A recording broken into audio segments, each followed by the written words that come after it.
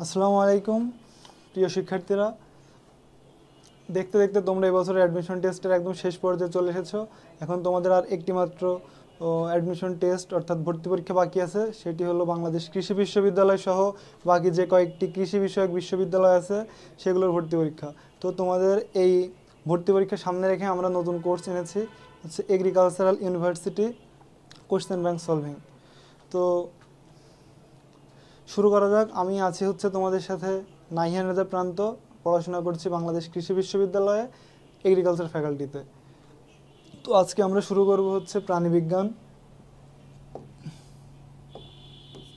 Total প্রাণীবিজ্ঞানকে আমরা দুইটি পার্টে ভাগ করেছি। প্রথম ক্লাসে আমরা নেব হচ্ছে প্রথম 3টে অধ্যায়, বাকি যে পরের ক্লাসে আমরা নেব হচ্ছে শেষের 4টা অধ্যায়। তো আমাদের প্রথম অধ্যায় হচ্ছে প্রাণী বিভিন্নতা শ্রেণীবিন্যাস। তো শুরু করা যাক। আচ্ছা,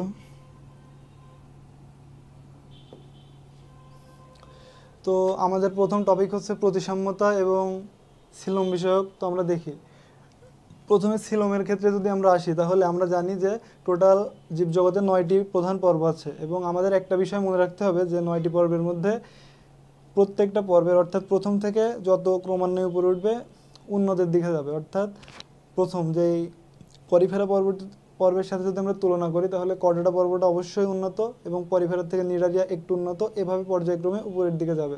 তো আমরা যদি 1 থেকে 9 পর্যন্ত লিখি,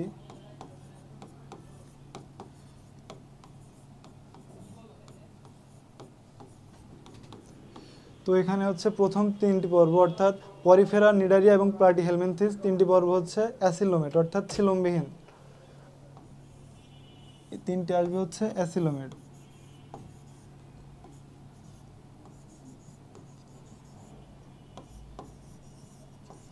এবং চতুর্থ যে পর্বটি অর্থাৎ নেমাটোডা, আমরা জানি এটা হচ্ছে সিউডোসিলোমেট অর্থাৎ অপ্রকৃত বা ভ্রান্ত সিলোমেট।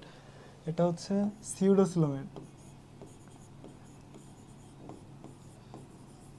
এবং পঞ্চম থেকে বাকি নবম পর্যন্ত যে পর্বগুলো আছে সেগুলো হচ্ছে প্রকৃত সিলোমেট অর্থাৎ ইউসিলোমেট। তো এই কনসেপ্টটা মাথায় রেখে আমরা অনেকগুলো প্রশ্ন সলভ করতে পারবো। এবং আরেকটি বিষয়, সেটা হচ্ছে প্রতিসাম্যতা। প্রতিসাম্যতা কি? আমরা যখন একটা প্রাণীর যে কোনো একটা অক্ষ বরাবর, প্রাণীর দেহের বরাবর ওখান থেকে আমরা ভাগ করি, তাহলে যে কয়েকটি অংশ পাওয়া যাবে সেগুলোর আকার আকৃতির ভিত্তিতে আমরা হচ্ছে প্রতিসাম্যতা ভাগ করি। তো এখন দেখি কোনো কোনো কোনো প্রাণী আছে দেখতে গোলাকার, অর্থাৎ তাদেরকে গলীয় অর্থাৎ যে কোনো দিক থেকে কাটলেই সমান 2টা অংশে ভাগ করা যায়। তো তারা হচ্ছে গলীয় প্রতিসাম্য। আবার কোনো কোনো প্রাণী আছে এরকম, যদি আমরা দেখি তাদের দেহের মাঝ বরাবর অর্থাৎ একটি অংশ থেকে আমরা যদি ওখান থেকে খণ্ডন করি, তাহলে দুই পাশে সমান 2টা অংশে ভাগ হয় একটি অক্ষ বরাবর, অর্থাৎ সেটা হচ্ছে দ্বিপার্শ্বীয়। এখন পরে আরেকটি আছে, সেটা হচ্ছে বিভিন্ন ধরনের থাকে, এর মধ্যে হচ্ছে একটা থাকে যেটার কোনো নির্দিষ্ট আকার আকৃতি নাই, অর্থাৎ আমরা তাকে ওই ধরনের প্রাণীকে যে অক্ষ বরাবরই আমরা খণ্ডন করি না কেন, কোথাও কোনো সমান 2টা অংশে ভাগ হবে না, অর্থাৎ সেটা হচ্ছে অপ্রতিসাম্যের উদাহরণ। হচ্ছে অপ্রতিসাম্য, দ্বিপার্শ্ব প্রতিসাম্য, গোলীয় প্রতিসাম্য। এর বাইরে রয়েছে অরীয় প্রতিসাম্য, দ্বি অরীয় প্রতিসাম্য, এভাবে। তো আমরা যদি এটার সাথে তুলনা করি মানুষ, তো মানুষের ক্ষেত্রে দেখা যাবে মানুষকে যদি সমান 2 অংশে ভাগ করা হয়, তাহলে একবারই করা যাবে, অর্থাৎ একবারই তার অক্ষ বরাবর কাটলে সমান 2টা অংশে ভাগ হবে। তো অবশ্যই মানুষ হচ্ছে দ্বিপার্শ্বীয় প্রতিসাম্য। ঠিক আছে, তো আমরা এই কনসেপ্টটা কাজে লাগিয়ে এখন নেক্সট প্রশ্নগুলো সলভ করব। প্রথম প্রশ্নটা হচ্ছে তেলাপোকাতে কোন ধরনের প্রতিসাম্যতা বিদ্যমান। তো আমরা যদি তেলাপোকা একবার একটু কল্পনা করি, তাহলে দেখব তার মাঝখান থেকে আমি যে চিত্রটা আঁকালাম সেখান থেকে যদি আমরা খণ্ডন করি, তাহলে দেখা যাবে সমান 2টা অংশে ভাগ হচ্ছে, অর্থাৎ তেলাপোকাতে হচ্ছে দ্বিপার্শ্বীয় প্রতিসাম্যতা বিদ্যমান। তেলাপোকাতে কোন ধরনের প্রতিসাম্যতা বিদ্যমান? দ্বিপার্শ্বীয় প্রতিসাম্যতা বিদ্যমান। পরের প্রশ্নটি হচ্ছে অ্যাসিলোমেট কোনটি? অ্যাসিলোমেট অর্থাৎ সিলোমবিহীন। আমরা একটু আগে দেখলাম যে অ্যাসিলোমেট অর্থাৎ সিলোমবিহীন এই পর্ব হচ্ছে প্রথম 3টি, অর্থাৎ পরিফেরা, নিডারিয়া এবং প্লাটিহেলমিনথিস। তো এখানে সরাসরি পর্বের নাম উল্লেখ না করে উদাহরণ রয়েছে, তো আমরা উদাহরণ জানি। যোগ হচ্ছে অ্যানলিডা পর্বের প্রাণী, কেঁচো অ্যানলিডা পর্বের প্রাণী, গোলকৃমি হচ্ছে নেমাটোডার আরেকটা নাম, তো গোলকৃমি। নেমাটোডা আমরা জানি নেমাটোডা হচ্ছে চতুর্থ পর্ব, তো চতুর্থ পর্বটি অবশ্যই অ্যাসিলোমেটের মধ্যে পড়ে না, অর্থাৎ সেটা ছিল হচ্ছে সিউডোসিলোমেট। তাহলে প্রথম তিনটি পর্বের মধ্যে পড়ে হচ্ছে ফিতাকৃমি, কারণ আমরা জানি ফিতাকৃমি হচ্ছে প্লাটিহেলমিনথেস পর্বের একটি প্রাণী, তাহলে অবশ্যই অ্যাসিলোমেট প্রাণী হবে ফিতাকৃমি, অর্থাৎ এ। পরের প্রশ্নটি আছে অরীয় প্রতিসাম্যের উদাহরণ 9 কোনটি? এখন আমরা চারটা অপশান যদি খেয়াল করি তাহলে দেখব হাইড্রা, জেলিফিশ, সিয়ানিমন, তিনটি হচ্ছে অরীয় প্রতিসাম্যের উদাহরণ। ঠিক আছে, তো আমরা তিনটি অপশান বাদ দিয়ে এটা রাখতে পারি। আবার একইভাবে আমরা জানি স্পঞ্জ, স্পঞ্জ হচ্ছে পরিফেরা পর্বের সাধারণ নাম। তো স্পঞ্জটা দেখতে নির্দিষ্ট আকার আকৃতি বিহীন, অর্থাৎ তার কোনো নির্দিষ্ট আকার আকৃতি নাই, অর্থাৎ স্পঞ্জ হচ্ছে অপ্রতিসাম্যের উদাহরণ। তাহলে প্রশ্ন ছিল অরীয় প্রতিসাম্যের উদাহরণ 9 কোনটি? তাহলে অবশ্যই স্পঞ্জ অরীয় প্রতিসাম্যের উদাহরণ 9, উত্তর স্পঞ্জ। পরের প্রশ্নটি যদি আমরা দেখি, কোনটি অ্যাসিলোমেট প্রাণী? অ্যাসিলোমেট অর্থাৎ সিলোমবিহীন, অর্থাৎ প্রথম তিনটি পর্বের প্রাণী।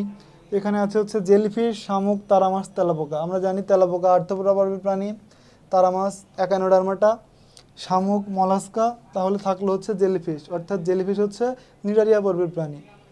আমরা জানি নিডারিয়া হচ্ছে 2 নম্বর পর্ব, সো অবশ্যই এটা হবে অ্যাসিলোমেট। তাহলে কোনটি অ্যাসিলোমেট প্রাণী? উত্তর হবে জেলিফিশ।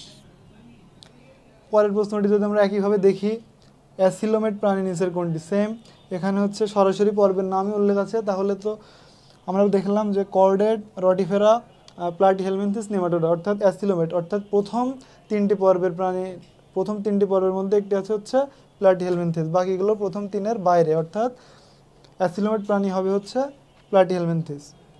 পরের প্রশ্নটি বলছে ত্রিভ্রূণস্তরী প্রাণীর মধ্যে নিম্নের কোনটি থাকে? ত্রিভ্রূণস্তরী, তো আমরা দেখলাম যে আগে বললাম যে পরিফেরা থেকে যত কর্ডেটা পর্যন্ত যতই সামনের দিকে আগাবে ততই হচ্ছে উন্নত হতে থাকবে, অর্থাৎ 1 থেকে 9 পর্যন্ত যদি আমরা হিসাব করি তাহলে পরিফেরার থেকে কর্ডেটা অবশ্যই উন্নত হবে, এটা আমি আগেও বলেছি। এবার স্তরের কথা যদি বলি, পরিফেরা এতই অনুন্নত যে ওখানে কোনো ভ্রূণস্তরই তৈরি হয় না, অর্থাৎ এখানে কোনো ভ্রূণস্তর নাই। তাহলে তার পরেরটা ছিল 2 নম্বর, অর্থাৎ নিডারিয়া। এখানে ভ্রূণস্তর থাকবে বাট 2টা, ঠিক আছে, এখানে থাকবে হচ্ছে 2টা স্তর, 2টা ভ্রূণস্তর। 2টা ভ্রূণস্তরের নাম কি থাকবে? এক্টোডার্ম, এন্ডোডার্ম, ঠিক আছে। এবং বাকি 3 থেকে বাকি যে 9 পর্যন্ত আমরা পর্ব দেখলাম প্রত্যেকটাই হচ্ছে 3টা করে স্তর থাকবে, 3টা ভ্রূণস্তর, অর্থাৎ এক্টোডার্ম, এন্ডোডার্ম এবং মেসোডার্ম। আমরা জানি যে দ্বিস্তরী প্রাণী অর্থাৎ নিডারিয়াতে এক্টোডার্ম এবং এন্ডোডার্ম ছাড়া আরেকটি থাকে স্তর, সেটা হচ্ছে মেসোগ্লিয়া, কিন্তু এটা কিন্তু একটি স্তর নয়, এটা অকোষীয়, ঠিক আছে। দেলির মতো কয়েকটা বৈশিষ্ট্য আছে, অর্থাৎ 2টা স্তর। আমরা যদি দেখি যে দ্বিস্তরী প্রাণী কোনটি? নিডারিয়া, বাকি সবগুলো হচ্ছে ত্রিস্তরী প্রাণী। তাহলে আমরা যে প্রশ্নটা দেখছিলাম ত্রিভ্রূণস্তরী প্রাণীর মধ্যে নিম্নের কোনটি থাকে? তো এখানে আছে হচ্ছে নেমাটোসিস্ট, মেসোগ্লিয়া, সিলোম, পলিপ দশা। আমরা জানি হচ্ছে সিলোম হচ্ছে ত্রিস্তরী প্রাণীর বৈশিষ্ট্য। মেসোগ্লিয়া হচ্ছে দ্বিস্তরী প্রাণীর এক্টোডার্ম এবং এন্ডোডার্মের মাঝে যে অকোষী স্তর থাকে সেটি, তাহলে অবশ্যই এটি হবে না, কারণ এটা হচ্ছে দ্বিস্তরী প্রাণীর বৈশিষ্ট্য।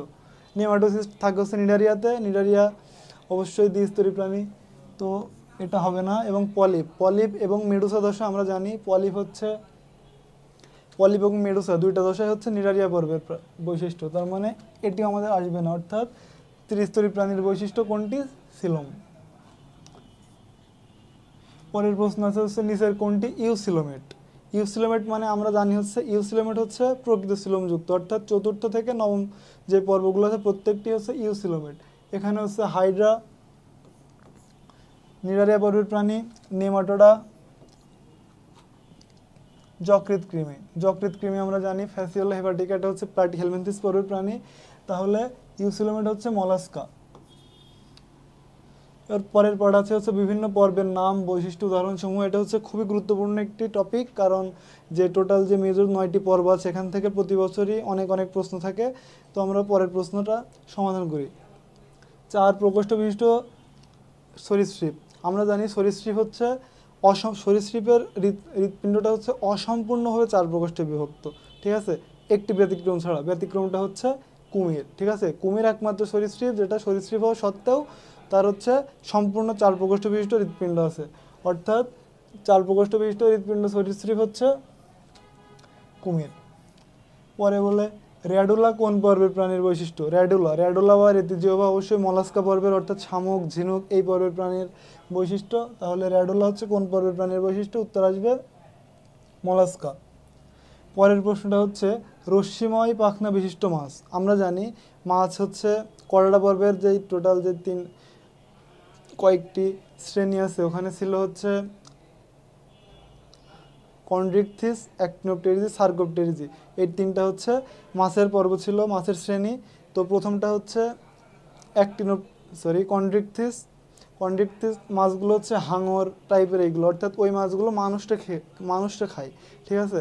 পরে যেটা ইয়াটা ছিল অ্যাক্টিনোপটেরিজি হচ্ছে যে মাছগুলো আমরা নর্মালি খাই, যেমন ইলিশ বা রুই, কাতলা, এই মাছগুলো হচ্ছে অ্যাক্টিনোপটেরিজি। এবং এই অ্যাক্টিনোপটেরিজির এক নাম হচ্ছে রশ্মিময় পাখনা বিশিষ্ট মাছ। তাহলে আমরা যদি দেখি রশ্মিময় পাখনা বিশিষ্ট মাছ হচ্ছে অ্যাক্টিনোপটেরিজি।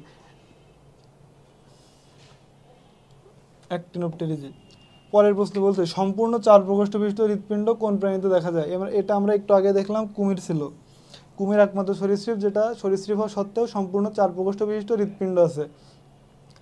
পরের প্রশ্নটি হচ্ছে পৃথিবীতে কোন পর্বের প্রজাতির সংখ্যা সবচেয়ে বেশি? এটা খুবই গুরুত্বপূর্ণ একটি প্রশ্ন এবং বারবার পরীক্ষায় আসে। অর্থাৎ পৃথিবীতে সবচেয়ে বেশি প্রজাতি আছে কোন পর্বের প্রাণী? সবচেয়ে বৃহত্তম পর্ব হচ্ছে আর্থ্রোপোডা। পরের প্রশ্নটি হচ্ছে ফ্যাসিওলা হেপাটিকা কোন শ্রেণীভুক্ত প্রাণী? কোন শ্রেণী, এখানে বলতে কোন শ্রেণী, এটা কিন্তু পর্ব বলা নাই। তো এই টাইপের প্রশ্ন দেখলে আমাদের হয় কি, আমরা হচ্ছে এটা জাস্ট পর্ব ভেবে নেই এবং 4টা অপশানে যখন দেখি যে 4টা একটা পর্ব না, তাহলে হয়তো উত্তরটা না এখানে, ঠিক আছে। কিন্তু না, আসলে শ্রেণী, অর্থাৎ প্রত্যেকটা পর্বের মধ্যে কিছু শ্রেণী থাকে, সেটা এখানে বলতে হচ্ছে ফ্যাসিওলা হেপাটিকা কোন শ্রেণীভুক্ত প্রাণী। তো আমরা জানি ফ্যাসিওলা হেপাটিকা হচ্ছে প্লাটিহেলমিনথেস পর্বের প্রাণী এবং প্লাটিহেলমিনথেস পর্বের 4টি শ্রেণী আছে। 4টার মধ্যে ফ্যাসিওলা হেপাটিকা হচ্ছে ট্রেমাটোডা, অর্থাৎ এটা এন না, এটা আর হবে, ট্রেমাটোডা, ঠিক আছে। তো ফ্যাসিওলা হেপাটিকা কোন শ্রেণীর প্রাণী? ট্রেমাটোডা, ঠিক আছে। তো আমরা নেক্সট স্লাইডে যাই। নেক্সট স্লাইডে আছে কোনটি সমগোত্রীয় নয়। এখন আমরা যদি খেয়াল করি তাহলে দেখব তিমি হচ্ছে স্তন্যপায়ী প্রাণী, বাকি 3টি নয়। তো এটা বাকি 3টি থেকে তিমি মাছ অবশ্যই আলাদা। তো সমগোত্রীয় শ্রেণী নয় কোনটি? তিমি।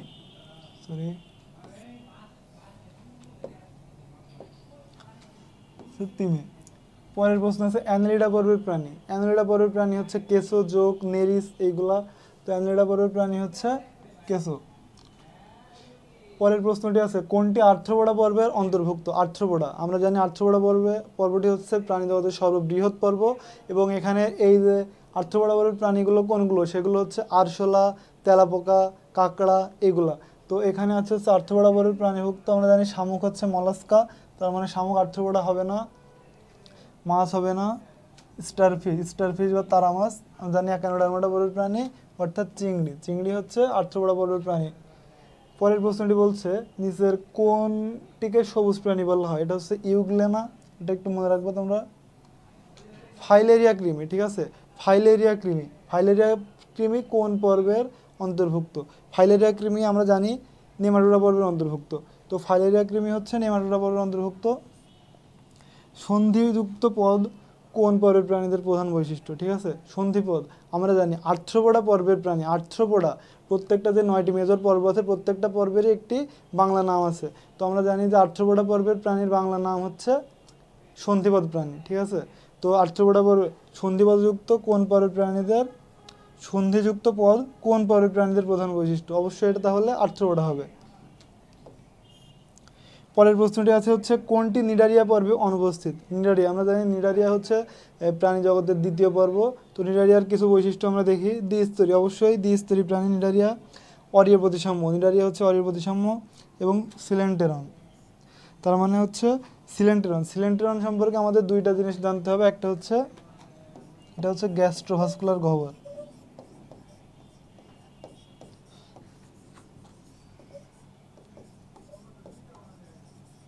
গ্যাস্ট্রোভাস্কুলার গহ্বর, গ্যাস্ট্রো বলতে আমরা জানি গ্যাস্ট্রোভাস্কুলার, এটা দ্বারা পরিপাক বোঝায়, এটা দ্বারা হচ্ছে সংবহন পরিবহন বোঝায়। অর্থাৎ সিলেন্ট্রান হচ্ছে গ্যাস্ট্রোভাস্কুলার অর্থাৎ পরিপাক সংবহন গহ্বর, এটা হচ্ছে গুরুত্বপূর্ণ, মাঝে মাঝে পরীক্ষাতে আসে। তো সবগুলাই হচ্ছে নিডারিয়া পর্বের বৈশিষ্ট্য। তাহলে আমরা যদি দেখি যে কোনটি নিডারিয়া পর্বে অনুপস্থিত, তাহলে এই তিনটা ছাড়া আছে অস্টিয়া। এটা অস্টিয়া হচ্ছে নিডারিয়াতে নাই, কারণ অস্টিয়া জানি আমরা, অস্টিয়া পরিফেরা পর্বের বৈশিষ্ট্য এবং পরিফেরা পর্বের যে ছিদ্রযুক্ত, তো এই যে ছিদ্রের নামই হচ্ছে অস্টিয়া, অর্থাৎ অস্টিয়া পরিফেরা পর্বের বৈশিষ্ট্য এবং এটা নিডারিয়া পর্বের বৈশিষ্ট্য নয়। ঠিক আছে, তাহলে নিডারিয়া পর্বে অনুপস্থিত হচ্ছে অস্টিয়া। আচ্ছা, পরের স্লাইডে যাই আমরা। ইলিশ মাছ কোন শ্রেণীর অন্তর্ভুক্ত? ইলিশ মাছ এটা হচ্ছে আমরা জানি অ্যাক্টিনোপটেরিজি এই শ্রেণীর অন্তর্ভুক্ত, কিন্তু অপশনে অ্যাক্টিনোপটেরিজি নাই, অপশনে হচ্ছে অ্যাক্টিনোপটেরিজি নাই। এখন এখানে একটি জানার বিষয়, আমরা জানি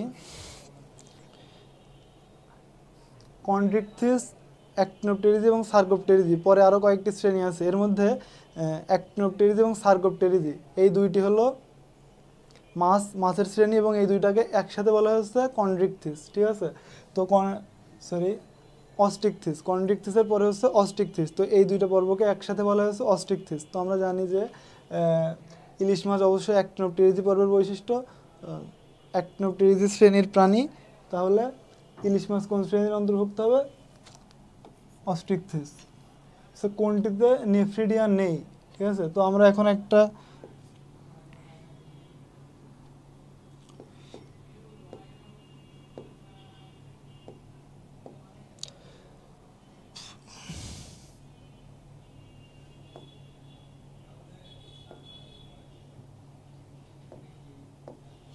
নতুন একটা নিলাম এখানে।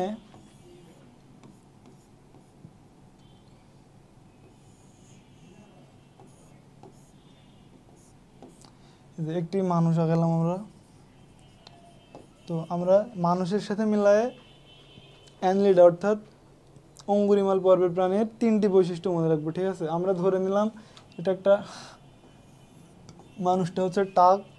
ঠিক আছে, তো টাক থেকে আমরা মনে রাখবো হচ্ছে ট্রোকোফোর।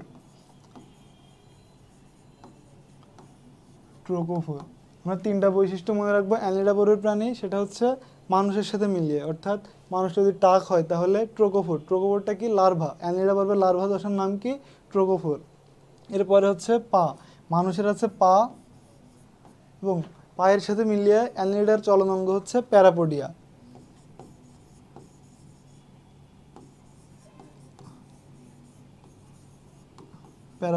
এবং আরেকটি ইনফরমেশন আমরা এখান থেকে মনে রাখবো, রেচনাঙ্গ। মানুষের সবচেয়ে প্রধান রেচনাঙ্গ হচ্ছে বৃক্ক। ঠিক আছে, বৃক্ক। তাহলে বৃক্কের একক কি? নেফ্রন, আমরা জানি নেফ্রন। তো এখানে অ্যানিলিডাতে নেফ্রন থাকবে না, নেফ্রনের সাথে মিলিয়ে আমরা একটা যেটা মনে রাখবো সেটা হচ্ছে নেফ্রিডিয়া। নেফ্রিডিয়া হচ্ছে অ্যানিলিডার হচ্ছে রেচনাঙ্গ। তাহলে আমরা এখান থেকে মনে রাখলাম যে টাক থেকে ট্রোকোফোরটা কি? লার্ভা দশা। ঠিক আছে, এবং বাকি যেটা রয়েছে নেফ্রন, মানুষের আছে নেফ্রন, অ্যানলিডার আছে নেফ্রিডিয়াটা কি? রেচনাঙ্গ। এবং মানুষের আছে পা, অ্যানলিডার আছে প্যারাপোডিয়া। ঠিক আছে, প্যারাপোডিয়া। তাহলে প্রশ্ন যদি আসে প্যারাপোডিয়া অ্যানলিডার কোন ধরনের অঙ্গ? চলনাঙ্গ। ঠিক আছে, তাহলে আমরা দেখি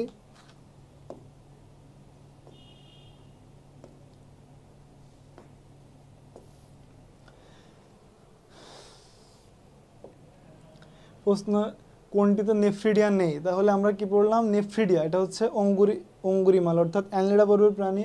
এখানে তাহলে কেঁচো অ্যানলিডা পর্বের প্রাণী, জোক অ্যানলিডা পর্বের প্রাণী, নেরিস অ্যানলিডা পর্বের প্রাণী। তাহলে প্রশ্নটা হচ্ছে কোনটিতে নেফ্রিডিয়া নেই, তাহলে অ্যানলিডা পর্বের প্রাণীর বাইরে যে অপশানটি আছে সেটি হবে উত্তর হচ্ছে আরশোলা। আমরা জানি আর্থ্রোপোডা পর্বের প্রাণী, তাহলে আরশোলাতে নেফ্রিডিয়া নেই। পরের প্রশ্ন, ট্রোকোফোর লার্ভা দশা কোন পর্বের বৈশিষ্ট্য? এই প্রশ্নের উত্তরটা আমরা এখনই পড়লাম। ট্রোকোফোর লার্ভা দশা কাদের থাকে? অ্যানলিডার। পরের প্রশ্নটি আছে সিস্টোডা কোন শ্রেণীর অন্তর্ভুক্ত? সিস্টোডা শ্রেণীর অন্তর্ভুক্ত কোন প্রাণী? ঠিক আছে, সিস্টোডা, এটা উত্তর হবে টেনিয়া সোলিয়াম। এটা হচ্ছে শূকরের ফিতাকৃমি। এই সায়েন্টিফিক নেমটা মুখস্থ রাখা জরুরি এবং খুবই গুরুত্বপূর্ণ, এটা প্রায় পরীক্ষাতে আসে। পরের প্রশ্নটি হচ্ছে ম্যালপিজিয়ান নালিকা দেখতে পাওয়া যায় কোথায়? ম্যালপিজিয়ান নালিকা পাওয়া যায় হচ্ছে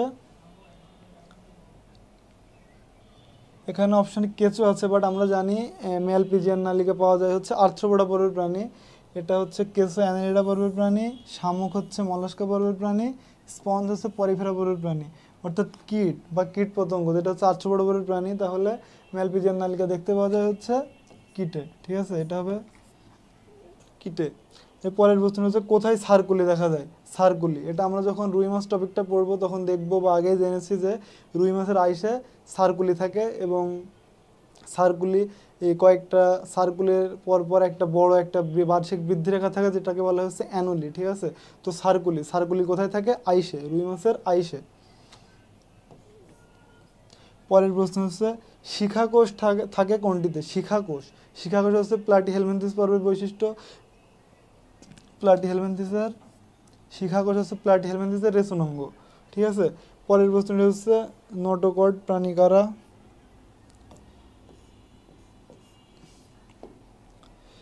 আছে হচ্ছে সেফালোকর্ডাটা। এই প্রশ্নটা একটু ত্রুটিপূর্ণ, এটা পরেরটা দেখি। কোনটি স্তন্যপায়ীর বৈশিষ্ট্য নয়? ঠিক আছে, স্তন্যপায়ীর বৈশিষ্ট্য নয়। এখানে বলছে বহিকর্ণে পিনা উপস্থিত, এটা হচ্ছে স্তন্যপায়ীর বৈশিষ্ট্য। দেহত্বক লোম দ্বারা আবৃত, এটা স্তন্যপায়ীর বৈশিষ্ট্য। লোহিত রক্তকণিকা, স্তন্যপায়ীতে লোহিত রক্তকণিকা থাকে। অবসারণী ছিদ্র আড়াআড়িভাবে অবস্থিত, এটা। তাহলে কোনটি স্তন্যপায়ীর বৈশিষ্ট্য নয়? উত্তর আসবে অবসারণী ছিদ্র আড়াআড়িভাবে অবস্থিত, ঠিক আছে। তাহলে আমরা পরের স্লাইডে দেখি। পরের স্লাইডে হচ্ছে কোনটি আর্থ্রোপোডা পর্বের প্রাণী? আর্থ্রোপোডা পর্বের প্রাণী এখানে হচ্ছে জেনে রাখা ভালো। Arthropoda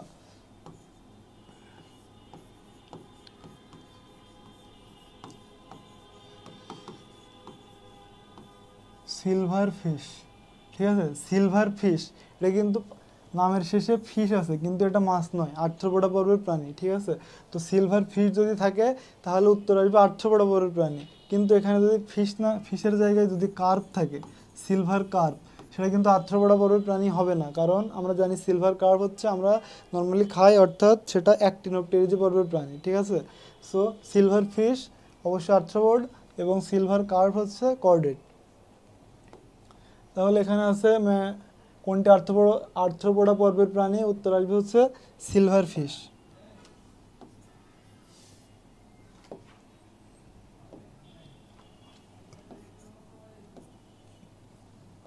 silver fish. পরের প্রশ্নটি হচ্ছে ম্যান্টল কোন পর্বের বৈশিষ্ট্য? ম্যান্টল হচ্ছে মলাস্কা পর্বের বৈশিষ্ট্য। কোনটি ফিতাকৃমির প্রজাতি? ফিতাকৃমি আমরা জানি যে ফিতাকৃমি হচ্ছে প্লাটিহেলমিনথেস পর্বের, এবং ফিতাকৃমি হচ্ছে টেনিয়া সোলিয়াম, ঠিক আছে, এটা মুখস্থ করতে হবে, গুরুত্বপূর্ণ। শূকরের ফিতাকৃমি হচ্ছে টেনিয়া সোলিয়াম। তো আমাদের প্রশ্নে আছে কোনটি ফিতাকৃমির প্রজাতি? উত্তর আসবে টেনিয়া সোলিয়াম, ঠিক আছে। তো পরের প্রশ্ন তেলাপোকা কোন পর্বের প্রাণী? এটা মোটামুটি সবাই পারে, আর্থ্রোপোডা পর্বের প্রাণী। মোল্টিং হয় কোনটিতে? মোল্টিং হয় হচ্ছে আর্থ্রোপোডা পর্বের প্রাণী। মোল্টিং মানে হচ্ছে খোলস মোচন, ঠিক আছে। তো খোলস মোচন আর্থ্রোপোডা পর্বের একটি বৈশিষ্ট্য, এবং কয়েকবার খোলস মোচনের পর হচ্ছে তারা পূর্ণাঙ্গ প্রাণীতে রূপান্তরিত হয়। এবং এই যে টোটাল যে প্রক্রিয়াটা, এটাকে বলে মোল্টিং, এবং দুইটি মোল্টিংয়ের মাঝের যে সময়টা তাকে বলা হচ্ছে ইনস্টার, ঠিক আছে। দুইটি মোল্টিংয়ের মাঝের যে সময়টাকে বলা হচ্ছে ইনস্টার, এটা হচ্ছে মনে রাখা জরুরি। তো মোল্টিং হয় কোনটিতে? মোল্টিং হয় হচ্ছে চিংড়িতে, ঠিক আছে। তো পরের প্রশ্ন হচ্ছে প্রকৃতির লাঙল কোনটি? প্রকৃতির লাঙল হচ্ছে কেঁচো, কেননা আমরা জানি যে কেঁচো মাটির নিচ থেকে মাটি আনে, আবার উপরে হচ্ছে, এটা আমরা মোটামুটি সবাই দেখছি। তো এই কারণেই কেঁচোকে বলা হয় হচ্ছে প্রকৃতির লাঙল। পরের প্রশ্ন হচ্ছে কেঁচো কোন পর্বের প্রাণী? কেঁচো অবশ্যই অ্যানেলিডা পর্বের প্রাণী, অ্যানেলিডা পর্বের প্রাণী, ঠিক আছে। তাহলে পরের প্রশ্নটি দেখা যাক। ভার্টিব্রাটা উপপর্বের শ্রেণী নয় কোনটি? ভার্টিব্রাটা আমরা জানি অ্যাভেস মানে পাখি, রেপটিলিয়া অর্থাৎ সরীসৃপ, ম্যামেলিয়া অর্থাৎ স্তন্যপায়ী, তাহলে ডিপ্লোপোডা, এটা হচ্ছে ভার্টিব্রাটার কোনো শ্রেণী ছিল না, তাহলে উত্তর আসবে হচ্ছে ডিপ্লোপোডা, ঠিক। পরের প্রশ্নটি আছে হচ্ছে কোন প্রাণীদের ডায়াফ্রাম থাকে। আমরা জানি ডায়াফ্রাম মানে হচ্ছে মধ্যচ্ছদা, তো ওখানে হচ্ছে ডায়াফ্রামটা মূলত স্তন্যপায়ী প্রাণীর বৈশিষ্ট্য, তো স্তন্যপায়ী। কোন প্রাণীর দেহ আংটির ন্যায় বহু খণ্ডে বিভক্ত। আংটির ন্যায় বহু খণ্ডে বিভক্ত নিরিস। প্যারাপোডিয়াম কি ধরনের অঙ্গ? প্যারাপোডিয়াম, এটা আমরা একটু আগে পড়লাম যে মানুষের বৈশিষ্ট্যের সাথে 3টা বৈশিষ্ট্য মিল রাখবো, সেটা হচ্ছে অ্যানলিডা অর্থাৎ অঙ্গুরিমাল পর্বের বৈশিষ্ট্য। তার মধ্যে একটি ছিল কি, মানুষের থাকে নেফ্রন,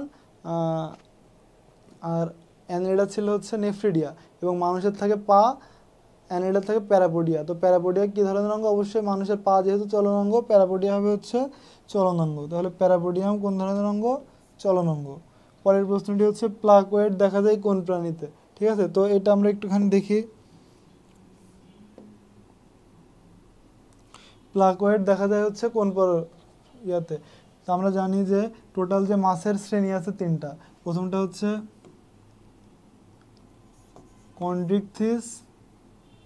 কন্ড্রিকথিস, তারপরটা হচ্ছে অ্যাক্টিনোপটেরিজি, 3 নম্বরটা হচ্ছে Sarcopterygii.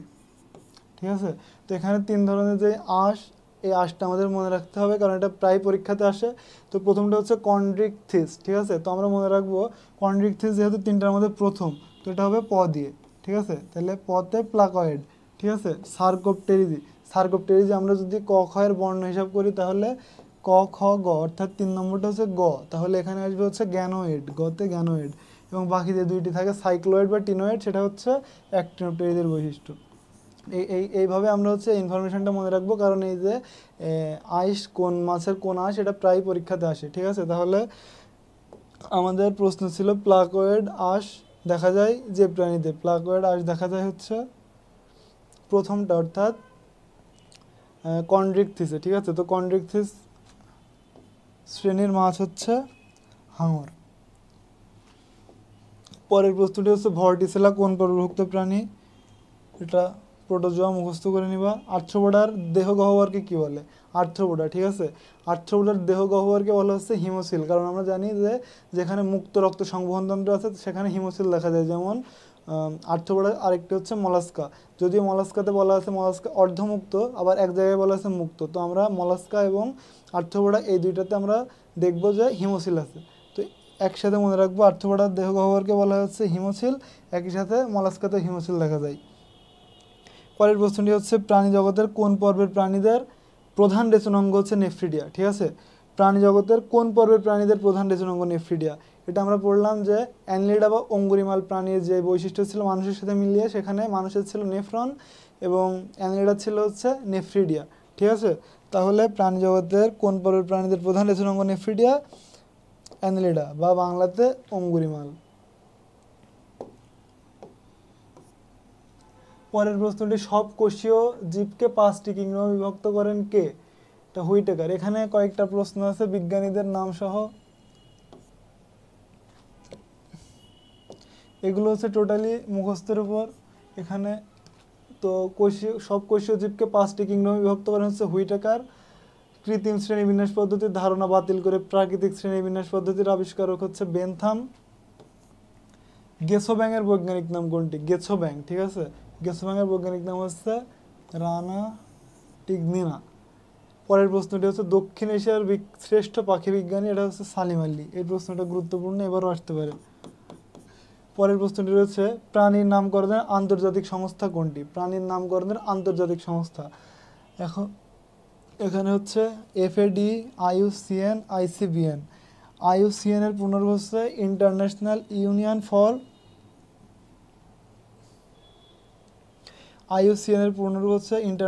Union for commission of nature.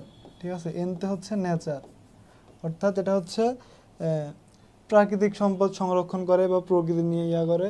তো প্রাণীর নামকরণে অবশ্যই এটা না, প্রাণীর নামকরণে হচ্ছে ICZN এবং ICBN জানি হচ্ছে বিতে বোটানিক্যাল, অর্থাৎ সেটা হচ্ছে উদ্ভিদের সাথে জড়িত। তো ICZN প্রাণীর নামকরণ আন্তর্জাতিক সংস্থা হচ্ছে তাহলে ICZN। পরের প্রশ্ন হচ্ছে অণুজীব বিজ্ঞানের জনক বলা হয় কোনটিকে। Antonie van Leeuwenhoek. ট্যাক্সন কি? ট্যাক্সন হচ্ছে উদ্ভিদ শ্রেণীবিন্যাসের একক। এখানে কয়েকটি প্রশ্ন আসে। একটি হচ্ছে প্রাণী জগতের মূল বা ভিত্তি একক কি? এটা হচ্ছে এরকম প্রশ্ন আসলে আসবে হচ্ছে উত্তর ট্যাক্সন। যদি আসে প্রাণী জগতের সার্বজনীন স্তর কোনটি, তাহলে উত্তর আসবে কিংডম, ঠিক আছে। এবং যদি প্রশ্ন আসে প্রাণী জগতের সর্বোচ্চ স্তর, তাহলে আসবে হচ্ছে পর্ব, ঠিক আছে। এই তিনটা ইনফরমেশন অনেক সময় অনেকে ভুল করে, এটা মাথায় রাখবে, এটা পরীক্ষা আসতে পারে।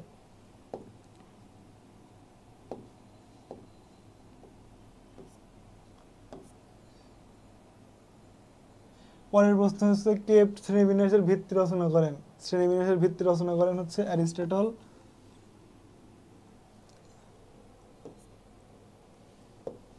অ্যারিস্টটল শ্রেণীবিন্যাসের ভিত্তি রচনা করেন। পরের প্রশ্নটি হচ্ছে শ্রেণীবিন্যাসের মৌলিক এককের নাম কি? শ্রেণীবিন্যাসের মৌলিক এককের নাম হচ্ছে প্রজাতি। দ্বিপদ নামকরণের প্রথম অংশটির নাম কি? দ্বিপদ নামকরণ অর্থাৎ আমরা যে সায়েন্টিফিক বা বৈজ্ঞানিক নামটা পড়ি, সেটার প্রথম অংশের নাম হচ্ছে গণ এবং পরেরটা হচ্ছে প্রজাতি। তো দ্বিপদ নামকরণের প্রথম অংশটির নাম হচ্ছে গণ, গণ নাম। পরের প্রশ্ন হচ্ছে কোনটি প্রোক্যারিওটিক কোষ? প্রোক্যারিওটিক কোষ এটা হচ্ছে প্রোটোজোয়া। পরনিষেক ঘটে না কোন প্রাণীতে? ফিতাকৃমি। পরনিষেক ঘটে না অর্থাৎ স্বনিষেক ঘটে। আমরা জানি স্বনিষেক হচ্ছে অনুন্নত প্রাণীর বৈশিষ্ট্য। এখানে ফিতাকৃমির থেকে বাকি যে তিনটি পর্বে মানুষ, ব্যাঙ, হাঁস ফিতাকৃমির থেকে অনেক উন্নত প্রাণী, অর্থাৎ ফিতাকৃমিতে হচ্ছে পরনিষেক ঘটে না অর্থাৎ স্বনিষেক ঘটে। পরের প্রশ্নটি হচ্ছে কোনটি মাছ?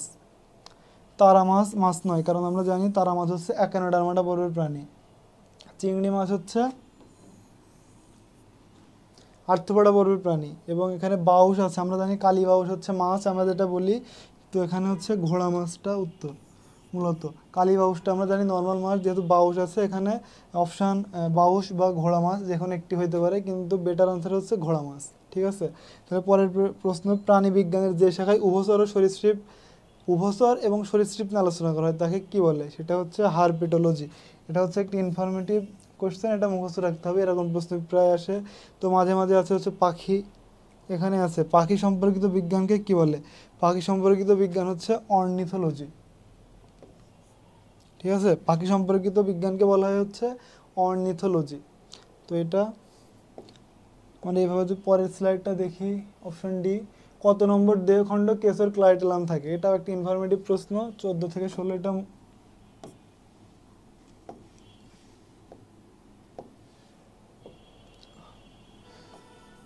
14 থেকে 16। কোনটি মাছ নয়? এটা আমরা আগেও পড়ছি যে সিলভার ফিশ। সিলভার ফিশ হচ্ছে আর্থ্রোপোডা পর্বের প্রাণী, অর্থাৎ আর্থ্রোপোডা পর্বের প্রাণী হচ্ছে মাছ নয়, তাহলে উত্তর আসবে হচ্ছে সিলভার ফিশ। কোনটি অকোষীয় প্রাণী? অকোষীয় অবশ্যই অ্যামিবা।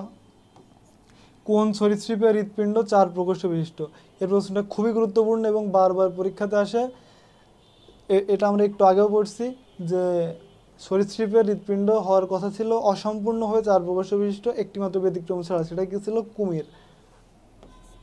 পরের প্রশ্নটি আছে হচ্ছে কোনটিকে মাছ বললে ভুল হবে? সিলভার ফিশ, কারণ সিলভার ফিশ হচ্ছে আর্থ্রোপোডা পর্বের প্রাণী। নিচের কোনটি মাছ?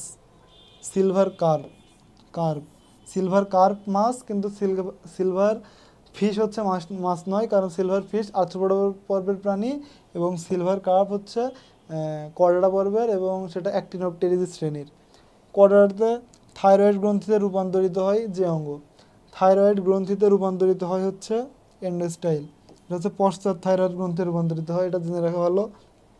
সর্বাধিক সংখ্যক প্রজাতি বৈচিত্র্যপূর্ণ প্রাণী হলো, এটা আমরা আগেও পড়েছি, আর্থ্রোপোডা, কারণ আর্থ্রোপোডা হচ্ছে প্রাণী জগতের সর্ববৃহৎ প্রাণী, সর্ববৃহৎ পর্ব এবং সেখানে হচ্ছে সবথেকে বেশি বৈচিত্র্যপূর্ণ প্রজাতি দেখা যায়, অর্থাৎ উত্তর আছে আর্থ্রোপোডা।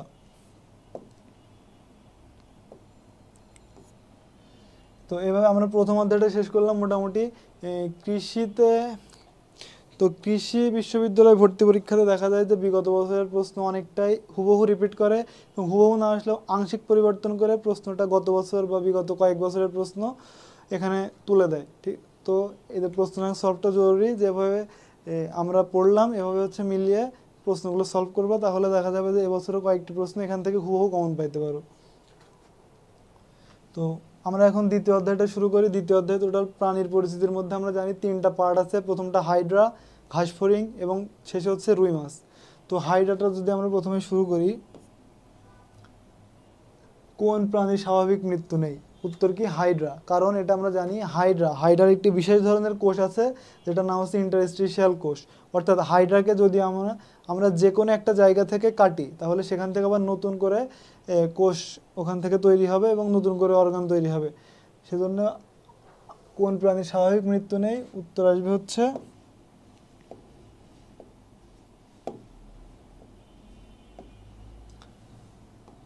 হাইড্রা। ঠিক আছে, হাইড্রার স্বাভাবিক মৃত্যু নেই। এবার প্রশ্ন যদি এভাবে আসে যে হাইড্রার স্বাভাবিক মৃত্যু নেই কোন কোষের কারণে, উত্তর হবে হচ্ছে ইন্টারস্টিশিয়াল কোষ। পরের প্রশ্নটি হচ্ছে হাইড্রার নেমাটোসিস্ট যে বিষাক্ত পদার্থ তৈরি তাকে কি বলে? অবশ্যই হিপনোটক্সিন। হিপনোটক্সিন হচ্ছে এখানে হিপনোটক্সিন কি কি উপাদান নিয়ে গঠিত? এটা প্রায় প্রশ্ন আসে, তো এটা আমাদের মনে রাখতে হবে। হিপনোটক্সিন প্রোটিন এবং ফেনল নিয়ে গঠিত। প্রোটিন এবং ফেনল। তো প্রোটিন এবং ফেনল নিয়ে গঠিত হিপনোটক্সিন। পরের প্রশ্ন হচ্ছে কোন অবস্থায় হাইড্রাতে সিস্ট তৈরি হয়? সিস্ট এটা হচ্ছে প্রতিকূল পরিবেশে তৈরি হয়। হাইড্রা নিউরোব্লাস্ট এর কোন অংশটি ট্রিগারের মতো কাজ করে?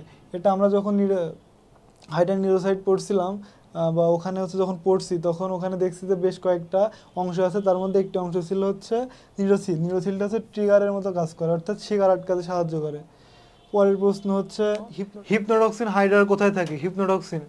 হিপনোটক্সিন থাকে হচ্ছে হাইড্রার নেমাটোসিস্টে। এটা খুবই গুরুত্বপূর্ণ প্রশ্ন এবং বারবার সামনে আসতেছে, তো এটা একদম মানে মাথায় পুরো সেট করে ফেলো যে হিপনোটক্সিন থাকে হচ্ছে নেমাটোসিস্ট এবং নেমাটোসিস্ট হচ্ছে হাইড্রার দংশন অঙ্গাণু। ঠিক আছে, তো এই দুইটা ইনফরমেশন মাথায় রাখবা, খুবই গুরুত্বপূর্ণ। বহুকোষীয়, এটা হবে বহিঃকোষীয় ও অন্তঃকোষীয় পরিপাক কোন প্রাণী করে? হাইড্রাতে বহি এবং অন্ত দুই ধরনের পরিপাকই দেখা যায়। পরের প্রশ্ন হাইড্রার কোষের ভেতরে হিপনোটক্সিন নামক বিষাক্ত তরল পদার্থ পূর্ণ ক্যাপসুলটিকে কি বলে? এটা একটু আগে পড়লাম, আবার পড়ছি, উত্তর কি নেমাটোসিস্ট। আচ্ছা, আমরা পরের স্লাইডে চলে যাই। হাইড্রার অমরত্বের ব্যাখ্যা দেন কে? হাইড্রার অমরত্ব অর্থাৎ আমরা জানি যে হাইড্রাকে যদি এক জায়গা থেকে কাটা হয় তাহলে ওখান থেকে সে আবার নতুন করে কোনো না কোনো কোষ বা অঙ্গ তৈরি হয়, অর্থাৎ হাইড্রাকে কেটে মেরে ফেলা অসম্ভব। এজন্যই হচ্ছে হাইড্রাকে মূলত অমর প্রাণী বলা হয়। এবং এই যে টোটাল কোষ, এই যে পুনরুৎপত্তির যে তীব্র ক্ষমতা, এটার কারণ একমাত্র ইন্টারস্টিশিয়াল কোষ। ঠিক আছে, তো পরীক্ষায় যদি প্রশ্ন আসে যে হাইড্রার এই যে পুনরাবৃত্তির এত ক্ষমতা, এটার কারণ কি, কোন কোষ? উত্তর হবে কি ইন্টারস্টিশিয়াল কোষ। ঠিক আছে, তো এবং এটা প্রথম বর্ণনা করেন কে? আব্রাহাম ট্রেমলে। ঠিক আছে, আব্রাহাম ট্রেমলে। পরের প্রশ্ন, হাইড্রা কোন জাতীয় খাদ্য পরিপাকে অক্ষম? অর্থাৎ কোন জাতীয় খাদ্য হাইড্রা পরিপাক করতে পারে না? এখন আমরা দেখছিলাম পুরো একদম এখানে একটা বইয়ের লাইন রয়েছে যে হাইড্রা শর্করা জাতীয় খাদ্য পরিপাক করতে পারলেও শ্বেতসার জাতীয় খাদ্য পরিপাক করতে পারে না। ঠিক আছে, শ্বেতসার, এখন যেহেতু অপশনে শ্বেতসার নাই সেহেতু আমরা কাঁচা আনসার হিসেবে শর্করা চুজ করব। পরের প্রশ্ন, কোন ঋতুতে হাইড্রার যৌন প্রজনন ঘটে? ইনফরমেটিভ মুখস্থ করবা। নিডারিয়ানদের দংশন অঙ্গাণু কোনটি? নিডারিয়ানদের দংশন অঙ্গাণু বললেই নেমাটোসিস্ট। পরের প্রশ্ন, হাইড্রাতে কয় ধরনের নেমাটোসিস্ট পাওয়া যায়? হাইড্রাতে টোটাল 4 ধরনের নেমাটোসিস্ট পাওয়া যায়। এটা একটি গুরুত্বপূর্ণ প্রশ্ন এবং এর সাথে প্রত্যেক 4 ধরনের নেমাটোসিস্টের কোনটার কাজ কি, এটা প্রায় পরীক্ষা আসে, সো ওইটা পড়ে ফেলতে হবে। তাহলে এখানে প্রশ্নের উত্তর, হাইড্রাতে কয় ধরনের নেমাটোসিস্ট পাওয়া যায়? 4 ধরনের। পরের প্রশ্ন, হাইড্রার খাদ্যাভ্যাস কোনটি? হাইড্রার খাদ্যাভ্যাস হচ্ছে মাংসাশী। হাইড্রা একটি মাংসাশী প্রাণী যাকে ইংলিশে বলা হচ্ছে কার্নিভোরাস। তো অপশনে প্রশ্ন যদি বলে কোনটি কার্নিভোরাস প্রাণী, হাইড্রা। একইভাবে প্রশ্ন আছে সর্বভুক মানে আমরা জানি অমনিভরাস প্রাণী, অর্থাৎ মানুষ সর্বভুক প্রাণী। এবং তৃণভোজী বলতে হচ্ছে হার্বিভোরাসকে বোঝায়, যেটা হচ্ছে ঘাসফড়িং হচ্ছে তৃণভোজী প্রাণী। তাহলে তৃণভোজী প্রাণী হচ্ছে ঘাসফড়িং, অমনিভরাস বা সর্বভুক প্রাণী হচ্ছে মানুষ, এবং মাংসাশী বা কার্নিভোরাস প্রাণী হচ্ছে হাইড্রা। তো এই 3টা প্রশ্ন ভালোভাবে মাথায় রাখবা, যে কোনো একটা এবারই পরীক্ষায় চলে আসতে পারে। তো হাইড্রার খাদ্যাভ্যাস কোনটি? হাইড্রা হচ্ছে মূলত মাংসাশী বা কার্নিভোরাস প্রাণী। পরের প্রশ্ন, হাইড্রার বহিত্বক ও অন্তত্বকের মধ্যবর্তী ত্বককে কি বলে? হাইড্রার বহিত্বক ও অন্তত্বক, মূলত আমরা জানি হাইড্রা নিডারিয়া পর্বের একটি প্রাণী, এবং হাইড্রা হচ্ছে যেহেতু নিডারিয়ান সেহেতু দ্বিস্তরী প্রাণী, এবং দ্বিস্তরী প্রাণীতে 2টি স্তর থাকে, ভ্রূণ স্তর एक्टोडार्म এবং এন্ডোডার্ম এবং মাঝে একটি মাত্র স্তর থাকে, সেটা হচ্ছে মেসোগ্লিয়া, নট মেসোডার্ম। মেসোডার্ম না, কিন্তু এটা হচ্ছে মেসোগ্লিয়া। মেসোগ্লিয়া হচ্ছে অকোষীয় স্তর, কিন্তু মেসোগ্লিয়া, তাহলে এটা দ্বিস্তরী প্রাণী, অর্থাৎ বহিত্বক অন্তত্বক বা একটোডার্ম ও এন্ডোডার্মের মাঝে যেটা থাকে সেটা হচ্ছে মেসোগ্লিয়া। এটাকে মেসোডার্ম না, কিন্তু মেসোডার্ম হচ্ছে ত্রিস্তরী প্রাণীতে থাকে, এটা একটা পুরোপুরি একটি কোষীয় স্তর। তো এটা মাথায় রাখবা। দেন হাইড্রা শিকারের দেহের নিচের কোনটি প্রবেশ করিয়ে অবশ করে? অবশ্যই এটা হবে হিপনোটক্সিন। হিপনোটক্সিন যেটা প্রোটিন ও ফেনল নিয়ে গঠিত, তো এটা প্রোটিন ও ফেনল নিয়ে গঠিত এবং হিপনোটক্সিন দিয়ে সে হচ্ছে শিকারীকে অবশ করে ফেলে। দুইটাই ভালোভাবে মনে রাখবা, যে কোনো একটা আসতে পারে। পরের প্রশ্ন, রাসায়নিকভাবে হিপনোটক্সিন কোন উপাদানে গঠিত? এইমাত্র বললাম রাসায়নিকভাবে হিপনোটক্সিন কি নিয়ে গঠিত? প্রোটিন এবং ফেনল। প্রোটিন এবং ফেনল। মিথজীবিতার উদাহরণ কোনটি? মিথজীবিতা। এখন মিথজীবিতাটা কি আসলে? মিথজীবিতা হচ্ছে দুইটা প্রাণী যখন একই সাথে থাকবে একে অন্যের দ্বারা উপকৃত হবে, অর্থাৎ দুইটি প্রাণী দুইটি উপকৃত হবে একজন আরেকজনের দ্বারা। এখানে হচ্ছে আমরা সবুজ হাইড্রা ও জুওক্লোরেলার ক্ষেত্রে যদি চিন্তা করি, তাহলে দেখা যায় যে হাইড্রা শ্বসনে কার্বন ডাইঅক্সাইড উৎপন্ন করে, সেই কার্বন ডাইঅক্সাইড হচ্ছে জুওক্লোরেলা সালোকসংশ্লেষণ প্রক্রিয়ায় ব্যবহার করে এবং খাদ্য তৈরি করে, সেই খাবার হাইড্রা গ্রহণ করে। একই সাথে হাইড্রার যে নাইট্রোজেন জাতীয় যে বর্জ্য পদার্থগুলো হাইড্রা তৈরি করে, সেখান থেকে প্রোটিন জাতীয় খাদ্য তৈরি করে কে? জুওক্লোরেলা। তাহলে এখানে দেখা যাইতেছে যে একজন আরেকজনের উপকার করতেছে। তো এই বিষয়টা হচ্ছে মিথজীবিতার উদাহরণ। উত্তর সবুজ হাইড্রা ও জুওক্লোরেলা। পরের প্রশ্ন, হাইড্রা এর গ্যাস্ট্রোডার্মিসে কোন কোষটি দেখা যায় না? এখানে যে এই চারটি কোষের মধ্যে জার্ম সেল দেখা যায় না, কারণ আমরা জানি যে হাইড্রার গ্যাস্ট্রোডার্মিসে জার্ম সেল এবং নেমাটোসিস্ট থাকে না, এবং যে পেশি আবরণী কোষের বদলে এখানে কি থাকে? পুষ্টিকোষ। তো এটা মাথায় রাখবা, জার্ম সেল বা জনন কোষ এখানে থাকে না। সি উত্তর, বা জার্ম সেল। হাইড্রায় কোন ধরনের নিষেক হয়? হাইড্রা, এটা হচ্ছে ইনফরমেটিভ প্রশ্ন, পড়বা। ইন্টারস্টিশিয়াল কোষ এর কাজ কি? ইন্টারস্টিশিয়াল কোষ একটু আগে বললাম, হাইড্রা হচ্ছে হাইড্রার পুনরুৎপত্তির ক্ষমতা অনেক বেশি। এটার কারণ কি? একটি মাত্র কোষ, যেই কোষের মাধ্যমে সে একটা অঙ্গ তার পুরো কেটে দিল, সেখান থেকে নতুন করে আবার সেখানে সেই অঙ্গটি গজায়। অর্থাৎ এটার কিসের জন্য হয়? ইন্টারস্টিশিয়াল কোষের জন্য। তাহলে ইন্টারস্টিশিয়াল কোষ, উত্তর কি হবে? ইন্টারস্টিশিয়াল কোষ। ইন্টারস্টিশিয়াল কোষ, তাহলে এর কাজ কি হবে? প্রয়োজনে যে কোনো কোষ গঠন। ঠিক আছে, এটা হচ্ছে ইন্টারস্টিশিয়াল কোষের কাজ। পরের প্রশ্নে আসি, শিকারকে জড়িয়ে ধরতে সাহায্য করে কোন ধরনের নেমাটোসিস্ট? একটু আগেই বললাম 4 ধরনের নেমাটোসিস্টের 4 ধরনের কাজ আছে, এটা ভালোভাবে পড়বা। তো এখানে যেহেতু বলছে যে হাইড্রা শিকারকে জড়িয়ে ধরতে কোন ধরনের নেমাটোসিস্ট কাজে লাগে, উত্তর হবে ভলভেন্ট, বা আরেকটা নাম হচ্ছে ডেজমোনিম। ঠিক আছে, দুইটাই মাথায় রাখবা এবং বাকি তিনটার কাজও পড়ে ফেলবা। পরের প্রশ্ন, কোন প্রাণীতে মুকুলোদ্গম পদ্ধতিতে প্রজনন হয়? তো মুকুলোদ্গম এই শব্দটা হচ্ছে মূলত উদ্ভিদের সাথে জড়িত, তবুও এখানে হচ্ছে এটা হাইড্রাতেও ঘটে, এটা এক্সেপশন। সো এটা মনে রাখবা, হাইড্রাতে মুকুলোদ্গম দেখা যায়। কোন প্রাণীতে মুকুলোদ্গম দেখা যায়? উত্তর হবে হাইড্রা। আচ্ছা, আমরা পরের স্লাইডে চলে যাই। এখানে বলছে ঘাস ফড়িং এর দৈহিক বৃদ্ধির জন্য বারবার খোলস বদলানোর প্রক্রিয়াটাকে কি বলে? এটা মূলত মোল্টিং। খোলস বদলানোর প্রক্রিয়া হচ্ছে মোল্টিং। ঠিক আছে, মোল্টিং। এবং এই প্রক্রিয়ায় যে হরমোনটা কাজ করে সেটা হচ্ছে একডাইসন হরমোন, সেজন্য এটা মূলত মোল্টিং, এবং মাঝে মাঝে একডাইসিসও বলা হয়। ঠিক আছে, মোল্টিং। পরের প্রশ্ন দেখি, ঘাস ফড়িং এর ওভিপোজিটর কি কাজে ব্যবহার করা হয়? এখানে মূলত দুই ধরনের প্রশ্ন আসে। ওভিপোজিটরের প্রধান কাজ হচ্ছে ডিম পাড়া। তো ওভিপোজিটর অঙ্গ দ্বারা ঘাস ফড়িং ডিম ত্যাগ করে, এবং এই ওভিপোজিটর শুধুমাত্র স্ত্রী ঘাস ফড়িংয়ে থাকে, অর্থাৎ পুরুষ ঘাস ফড়িংয়ে থাকে না। তো আমরা এখান থেকে এই ওভিপোজিটরের মাধ্যমে কি করতে পারি? দুইটা জিনিস করতে পারি, অবশ্যই স্ত্রী এবং পুরুষ ঘাস ফড়িংয়ের পার্থক্য করতে পারি। ঠিক আছে, তাহলে প্রশ্ন যদি আসে ওভিপোজিটরের কাজ কি? ডিম্ব ত্যাগ বা ডিম পাড়া। তো এটা জানলাম, এবং একইভাবে যদি বলে 4টা অপশন থাকে এবং প্রশ্ন থাকে যে নিচের কোনটির মাধ্যমে স্ত্রী এবং পুরুষ ঘাস ফড়িংয়ের মধ্যে পার্থক্য করা যায়, উত্তর কি হবে? ওভিপোজিটর। ঠিক আছে, তো পরের প্রশ্ন দেখি, হিমোসিলের হিমোলিম্ফের আন্দোলনের দ্বারা ম্যালপিজিয়ান নালিকা ঘাস ফড়িংয়ের কোন ধরনের কাজ করে থাকে? ম্যালপিজিয়ান নালিকা ঘাস ফড়িংয়ের কোন ধরনের কাজ করে থাকে? আমরা জানি ম্যালপিজিয়ান নালিকা হচ্ছে আর্থ্রোপোড, অর্থাৎ ঘাস ফড়িং আর্থ্রোপোডের একটা আর্থ্রোপোডা পর্বের একটি প্রাণী। তাহলে ম্যালপিজিয়ান নালিকার কাজ মূলত রেচন। ঠিক আছে, তো রেচনের কাজে সাহায্য করে থাকে, অর্থাৎ সি।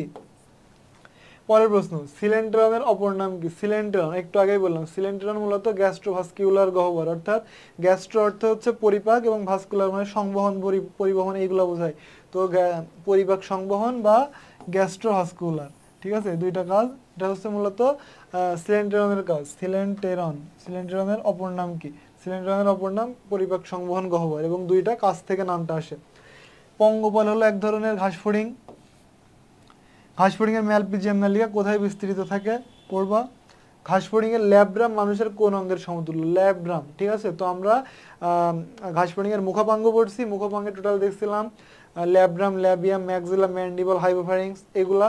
এখন এখানে ল্যাব্রাম এবং ল্যাবিয়াম দুইটা যদি দেখি, তাহলে মানুষের ক্ষেত্রে উপরের ওষ্ঠ এবং নিচের ওষ্ঠ অর্থাৎ ঠোঁট, উপরের ঠোঁট এবং নিচের ঠোঁট গঠন করে যেটা, সেটা সেম জিনিসটা ঘাস ফড়িংয়ের ল্যাব্রাম এবং ল্যাবিয়াম। অর্থাৎ ঘাস ফড়িংয়ের যে ল্যাব্রাম, আমরা যদি এইভাবে কল্পনা করি, তাহলে হচ্ছে এটা হবে ল্যাব্রাম। ল্যাব্রামটা কি? মূলত উপরের ওষ্ঠ বা উপরের ঠোঁট। এবং ল্যাবিয়ামটা কি? মূলত নিচের ওষ্ঠ, ঠিক আছে। তো এটা মাথায় রাখবা। এখানে বলছে ঘাস ফড়িংয়ের ল্যাব্রাম কিসের সমতুল্য? তাহলে ল্যাব্রাম মানে কি? উপরের ওষ্ঠ অর্থাৎ উপরের ঠোঁট। পরের প্রশ্ন, অ্যালারি পেশির সাথে সম্পৃক্ত অঙ্গ কোনটি? অ্যালারি পেশি, ঠিক আছে। এখন অ্যালারি পেশির সাথে সম্পৃক্ত অঙ্গ হচ্ছে মূলত হৃদযন্ত্র, ঠিক আছে, নট হৃদপিণ্ড। এটা খেয়াল করবা, কারণ আমরা জানি যে ঘাস ফড়িংয়ে হৃদযন্ত্রকে মানে হৃদপিণ্ডকে হৃদপিণ্ড বলা হয় না, কারণ কি? হৃদযন্ত্র বলা হয়। এখন এখানে ঘাস ফড়িং, আমরা জানি যে ঘাস ফড়িংয়ে টোটাল 7টা প্রকোষ্ঠ থাকে হৃদপিণ্ডের, 7টা। প্রত্যেকটা প্রকোষ্ঠের উপরে ত্রিভুজ আকৃতির এক ধরনের এইভাবে পেশি থাকে, এরকম প্রত্যেকটা প্রকোষ্ঠের উপরে। তো আকৃতিটা মনে রাখবে কি? ত্রিভুজ আকৃতি, ঠিক আছে। যে পেশিটা থাকে সেই পেশির নাম কি? অ্যালারি পেশি। তাহলে অ্যালারি পেশি কিসের সাথে জড়িত? হৃদযন্ত্র। অ্যালারি পেশির সম্পৃক্ত অঙ্গ কোনটি? হৃদযন্ত্র। এবং এই যে অ্যালারি পেশির আকৃতি যদি বলে, ত্রিভুজ আকৃতির। আচ্ছা, আমরা পরের স্লাইডে চলে যাই। পরের স্লাইডে আছে হচ্ছে বাংলাদেশের কোন নদীতে রুই মাছের প্রাকৃতিক প্রজনন হয়? প্রাকৃতিক প্রজনন, ঠিক আছে। এই ধরনের যখনই বায়োলজিতে এরকম কোনো নদীর নাম উল্লেখ আসবে, উত্তর হবে হালদা নদী, ঠিক আছে। অলমোস্ট বেশিরভাগ ক্ষেত্রে দেখবে হালদা নদী। এখানে বলতে প্রাকৃতিক প্রজনন হয় কোন নদীতে? হালদা নদী। এরকম আরও প্রশ্ন আছে, এটার উত্তর হালদা নদী, ঠিক আছে। তো রুই মাছের প্রাকৃতিক প্রজনন হয় হচ্ছে হালদা নদী।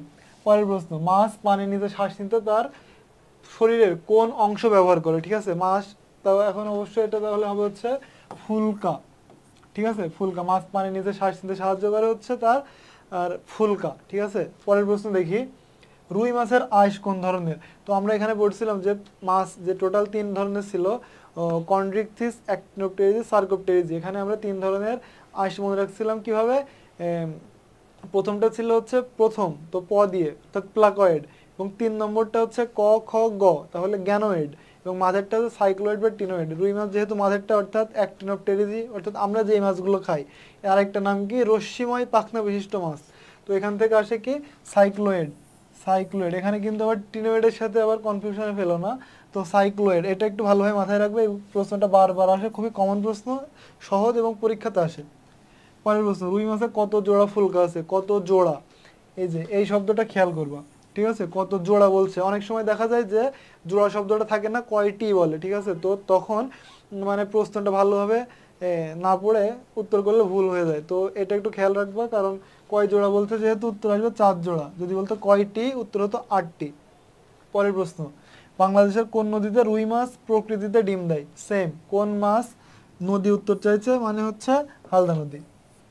পরের প্রশ্ন, ল্যাটারাল লাইন সংবেদী অঙ্গ থাকে কোন প্রাণীতে? ল্যাটারাল লাইন বলতে তোমার এটা থাকে অবশ্যই রুই মাছে। এবং এই ধরনের গঠনের জন্য তোমার রুই মাছ যখন হচ্ছে পানিতে চলাচল করে, তখন হচ্ছে তোমার ওই যে পানির বেগ তার হচ্ছে মানে মূলত মাছের বেগকে বাধা দিতে পারে না, ঠিক আছে। তো এটা রুই মাছের একটি বৈশিষ্ট্য। পরের প্রশ্ন, রুই মাছের অন্তর্বাহী ব্রঙ্কিয়াল ধমনী বাহ্যিক রক্তে সমৃদ্ধ থাকে মূলত, এখানে হবে হচ্ছে কার্বন ডাইঅক্সাইড, ঠিক আছে। অন্তর্বাহী ব্রঙ্কিয়াল ধমনী মানে হচ্ছে কার্বন ডাইঅক্সাইড, ঠিক আছে, এটা মাথায় রাখবা। আর আচ্ছা, আমরা পরবর্তী স্লাইডে চলে যাই এখন। পরবর্তী স্লাইডে আছে রুই মাছের শ্রবণ অঙ্গের অংশ কোনটি? শ্রবণ অঙ্গ, রুই মাছের শ্রবণ অঙ্গ মূলত বায়ুথলি বা পটকা। প্রশ্নটা যদি আসতো যে ঘাস ফড়িংয়ের শ্রবণ অঙ্গ কোনটি, তাহলে আসতো কি? টিম্পেনাম, ঠিক আছে। ঘাস ফড়িংয়ের অনেকগুলো সংবেদী অঙ্গ আছে, প্রত্যেকটার কাজ আমরা জানতে হবে, কারণ ওখান থেকে পরীক্ষায় প্রায় প্রশ্ন আসে। যেমন তাপেন্দ্রিয় হচ্ছে প্লান্টুলি প্যাড, বা এরকম স্পর্শেন্দ্রিয়, ঘ্রাণেন্দ্রিয়, এগুলো আছে, তো এগুলো দেখবা, ঠিক আছে। তো রুই মাছের শ্রবণ অঙ্গ হচ্ছে বায়ুথলি বা পটকা। তো রুই মাছ নাকি ঘাস ফড়িং কোনটা প্রশ্নে বলছে, এটা একটু ভালোভাবে খেয়াল রাখবা। আচ্ছা দেন রুই মাছের লার্ভা দশায় কতক্ষণ পর ফুলকা আর্টস দেখা যায়? ইনফরমেটিভ প্রশ্ন পড়বা। আরশোলার ওমাটিডিয়ামে রেটিনুলার কোষ যাকে ঘিরে থাকে, উত্তর হবে র্যাবডোম। কারণ আমরা জানি যে ওমাটিডিয়ামের যে কয়েকটি অংশ ছিল, যেমন কর্নিওজেন কোন কোষ, তো এটার কাজ কি ছিল? কর্নিয়া তৈরি করা। তো একইভাবে রেটিনুলার কোন কোষ, এটা সরি রেটিনুলার কোষ, এটার কাজ হচ্ছে র্যাবডোম তৈরি করা, ঠিক আছে? এর ক্ষরণ থেকে র্যাবডোম তৈরি হয়। তো এই যে জিনিসটা টোটাল রেটিনাকে র্যাবডোমকে ঘিরে অবস্থান করে, তাহলে ওমাটিডিয়ামের রেটিনুলার কোষ দাকে ঘিরে অবস্থান করে কাকে? র্যাবডোমকে। পরের প্রশ্ন, স্ত্রী জননমাতৃ কোষ থেকে ডিম্বাণু সৃষ্টি হওয়ার প্রক্রিয়ায় কি বলে? ওজেনেসিস। এটা কমন প্রশ্ন। আরশোলা হৃদযন্ত্র কয় প্রকোষ্ঠ বিশিষ্ট? এখানে বলছে আরশোলা, ঘাসফড়িং না কিন্তু, আরশোলা। আরশোলা বা তেলাপোকা। আরশোলার হৃদপিণ্ড হচ্ছে 13 প্রকোষ্ঠ বিশিষ্ট। টোটাল কত প্রকোষ্ঠ? 13। এটা মাথায় রাখবা। আর যদি বলতো ঘাসফড়িং, তাহলে ঘাসফড়িং এর হৃদপিণ্ড 7 প্রকোষ্ঠ বিশিষ্ট। পরের প্রশ্ন, তেলাপোকার গিজার্ডে কয়টি দাঁত থাকে? তো শুধু দাঁত না, এরকম বেশ কিছু প্রশ্ন আছে, ওখানে প্যাড আছে বা আরো কয়েকটি প্রশ্ন আছে। মানে যা হোক, প্রত্যেকটার আনসার হচ্ছে 6। ঘাসফড়িং এর সংখ্যা দেখলে মোটামুটি 6 আসে, ঠিক আছে? একটি জিনিস বাদে, সেটা হচ্ছে কি? হেপাটিক সিকা বা গ্যাস্ট্রিক সিকা। হেপাটিক সিকা বা গ্যাস্ট্রিক সিকা, এই জিনিসটা হচ্ছে 6টি না, এটা থাকে হচ্ছে 6 জোড়া। 6 জোড়া। তো অপশনে যদি থাকে কয়টি হেপাটিক সিকা বা গ্যাস্ট্রিক সিকা, উত্তর আসবে 12টি। কয় জোড়া থাকলে 6টি, এই জিনিসটা মাথায় রাখবে। আর বাকি যা আসবে মূলত 6, ঠিক আছে? তো গিজার্ডে কয়টি দাঁত থাকে? 6টি।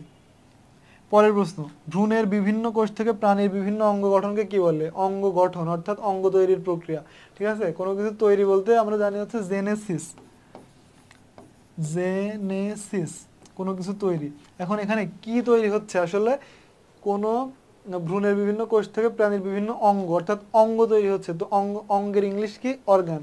তো জেনেসিস, কি জেনেসিস হবে? অর্গানোজেনেসিস। অর্গান থেকে অর্গানোজেনেসিস। তাহলে এখানে বলছে কি বিভিন্ন মানে অঙ্গ গঠনকে কি বলে? জেনেসিস। কি জেনেসিস? অর্গানোজেনেসিস। তাহলে উত্তর আসবে অর্গানোজেনেসিস। আরশোলার পরিপাকৃত খাদ্য পৌষ্টিকতন্ত্রের কোন অংশ হতে পরিশোষিত হয়? আরশোলার পরিপাকৃত খাদ্য, এটা অপশন আছে ক্রপ সিকা, মেসেন্টেরানো যকৃৎ সিকা, মেসেন্টেরানো গিজার্ড এবং মেসেন্টেরানো ক্রপ, ঠিক আছে? উত্তর আসবে মেসেন্টেরানো যকৃৎ সিকা। এখানে একটু আগে বললাম হেপাটিক সিকা বা গ্যাস্ট্রিক সিকা। হেপাটো মানে হচ্ছে যকৃৎ, ঠিক আছে? যেমন কার্ডো থাকলে আমরা কি বুঝি? যদি কোনো একটা ওয়ার্ডের মধ্যে কার্ডো শব্দটা থাকে, তাহলে আমরা বুঝি ওটা হচ্ছে মূলত হৃৎপিণ্ডকে বোঝায়, ঠিক আছে? যেমন পেরিকার্ডিয়াম মানে হৃৎপিণ্ডের আবরণ।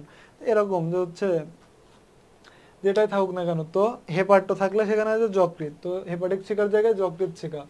পরের প্রশ্ন, কোনটি মানবদেহের ল্যাবরেটরি? মানবদেহের ল্যাবরেটরি, এটা বলছি আগেও, মানবদেহের ল্যাবরেটরি হচ্ছে যকৃৎ, কারণ এখানে 500-র বেশি বিভিন্ন জৈব রাসায়নিক বিক্রিয়া এখানে চলে। বুঝতে পারতেছো? 500-র বেশি, তার মানে অবশ্যই এটা জৈব রসায়নাগার বা ল্যাবরেটরি। তো মানবদেহের ল্যাবরেটরি কোনটা? এ, অর্থাৎ যকৃৎ বা লিভার, ঠিক আছে? এটা একটু মাথায় রাখবা। আচ্ছা, আমরা পরের স্লাইডে যাই। পরের অধ্যায় পরিপাক ও শোষণ, এটা হচ্ছে আমাদের আজকে 3য় অধ্যায়, এবং এটাও খুব গুরুত্বপূর্ণ অধ্যায়। এতদিনে তোমরা বুঝে গেছো, কারণ প্রায় এখান থেকে, প্রায় না সব সময় এখান থেকে প্রশ্ন আসে, তো এটা একটু মনোযোগ দাও। এখানে বলে প্রোটিন পরিপাকে সহায়তা করে কোন এনজাইম, ঠিক আছে? এখন মূলত আমরা জানি যে 3 ধরনের জটিল খাদ্য আছে, প্রোটিন, কার্বোহাইড্রেট এবং লিপিড। এই 3 ধরনের খাদ্য হচ্ছে তোমার আমাদের খাদ্য খাওয়ার পর সরাসরি শোষণ করতে পারে না দেহ, এজন্য এদেরকে সরল একটা দ্রব্যে পরিণত হতে হয়, ঠিক আছে? তো এই যে টোটাল প্রক্রিয়াটার জন্য এনজাইম, বিভিন্ন এনজাইম কাজে লাগে। তো এখন কোন এনজাইম কোনটার ক্ষেত্রে কাজে লাগে এটা আমাদের মুখস্থ করা জরুরি, ঠিক আছে? যেমন দেখো এখানে বলছে প্রোটিন, তো প্রোটিন মানে মূলত সিন থাকে শেষে, মূলত পেপসিন, ট্রিপসিন, কাইমোট্রিপসিন, অ্যামিনোট্রিপসিন, এটা, ঠিক আছে? তো এটা দ্বারা মনে রাখবা যে প্রোটিন মানে হচ্ছে পেপসিন। পেপসিন মানে কি? প্রোটিন, মানে প্রোটিন পরিপাককারী এনজাইম, ঠিক আছে? এটা। আর বাকি যে ছিল অ্যামাইলেজ, লাইপেজ, টায়ালিন। এর মধ্যে অ্যামাইলেজ এবং টায়ালিন দুইটাই হচ্ছে কি? শর্করা, অর্থাৎ শর্করা পরিপাককারী এনজাইম, এবং লাইপেজ হচ্ছে লিপিড পরিপাককারী এনজাইম। তো পরের প্রশ্ন, প্রোটিন জাতীয় খাদ্য ভেঙে পেপটন পরিণত করে কোনটিতে? এখানেও সেই প্রোটিন জাতীয় বলছে, মানে হচ্ছে প্রোটিওলাইটিক, অর্থাৎ প্রোটিন বিশ্লেষী, আমিষ বিশ্লেষী এনজাইম লাগবে। সেটা কি? মূলত ট্রিপসিন, ঠিক আছে? কারণ অ্যামাইলেজ, লাইপেজ, অ্যামাইলেজ হচ্ছে শর্করা পরিপাককারী এনজাইম এবং লাইপেজ কি? স্নেহদ্রব্য পরিপাককারী এনজাইম। পরের প্রশ্ন দেখি, অগ্নাশয় রসে কোন হরমোন বিদ্যমান? অগ্নাশয় রসে, এখানে প্রথমে আছে টায়ালিন এবং মল্টেজ, এটা কখনোই হবে না, কারণ টায়ালিন এবং মল্টেজ দুইটাই হচ্ছে লালা গ্রন্থি থেকে নিঃসৃত হয়, ঠিক আছে। এটা খুবই গুরুত্বপূর্ণ একটি প্রশ্ন। প্রশ্নে যদি বলে নিচের কোনটি লালা গ্রন্থি থেকে নিঃসৃত হয়, উত্তর কি টায়ালিন ও মল্টেজ। এখানে বলছে অগ্নাশয় রস, তাহলে উত্তর আসবে কি অ্যামাইলেজ বা লাইপেজ, ঠিক আছে। এটা হচ্ছে মূলত অগ্নাশয় রস থেকে নিঃসৃত হয়, এটা মাথায় রাখবা, এবং এটা খুব ইম্পর্ট্যান্ট একটি প্রশ্ন। পরের প্রশ্ন হচ্ছে আন্তরিক ল্যাকটেজ এনজাইম ল্যাকটোজকে ভেঙে কি উৎপন্ন করে, ল্যাকটোজ। এখন ল্যাকটোজটা মূলত কি, ল্যাকটোজটা হচ্ছে আন্তরিক ল্যাকটেজ এনজাইম। ল্যাকটেজ এনজাইমটা আমরা জানি শর্করা বিশ্লেষী এনজাইম, ঠিক আছে। এখন একটু আগে বললাম যে 3 ধরনের কঠিন জটিল যে খাদ্যদ্রব্য আমাদের শরীর শোষণ করতে পারে না, সেগুলো হচ্ছে সরল দ্রব্যে পরিণত হয়। এখন সরল দ্রব্যটা আসলে কি, যদি সেটা কার্বোহাইড্রেট হয় তাহলে কার্বোহাইড্রেট সর্বশেষ পর্যন্ত গ্লুকোজে পরিণত হবে, এবং যদি সেটা প্রোটিন হয় তাহলে শেষে অ্যামিনো অ্যাসিডে পরিণত হবে, এবং প্রোটিনের জায়গায় যদি লিপিড হয় তাহলে শেষ পর্যন্ত ফ্যাটি অ্যাসিড ও গ্লিসারলে পরিণত হবে। তাহলে এখানে বলে ল্যাকটোজ, তাহলে ল্যাকটোজটা কি মূলত শর্করা বিশ্লেষী এনজাইম, তাহলে শেষ পর্যন্ত কিসে পরিণত হবে, গ্লুকোজ।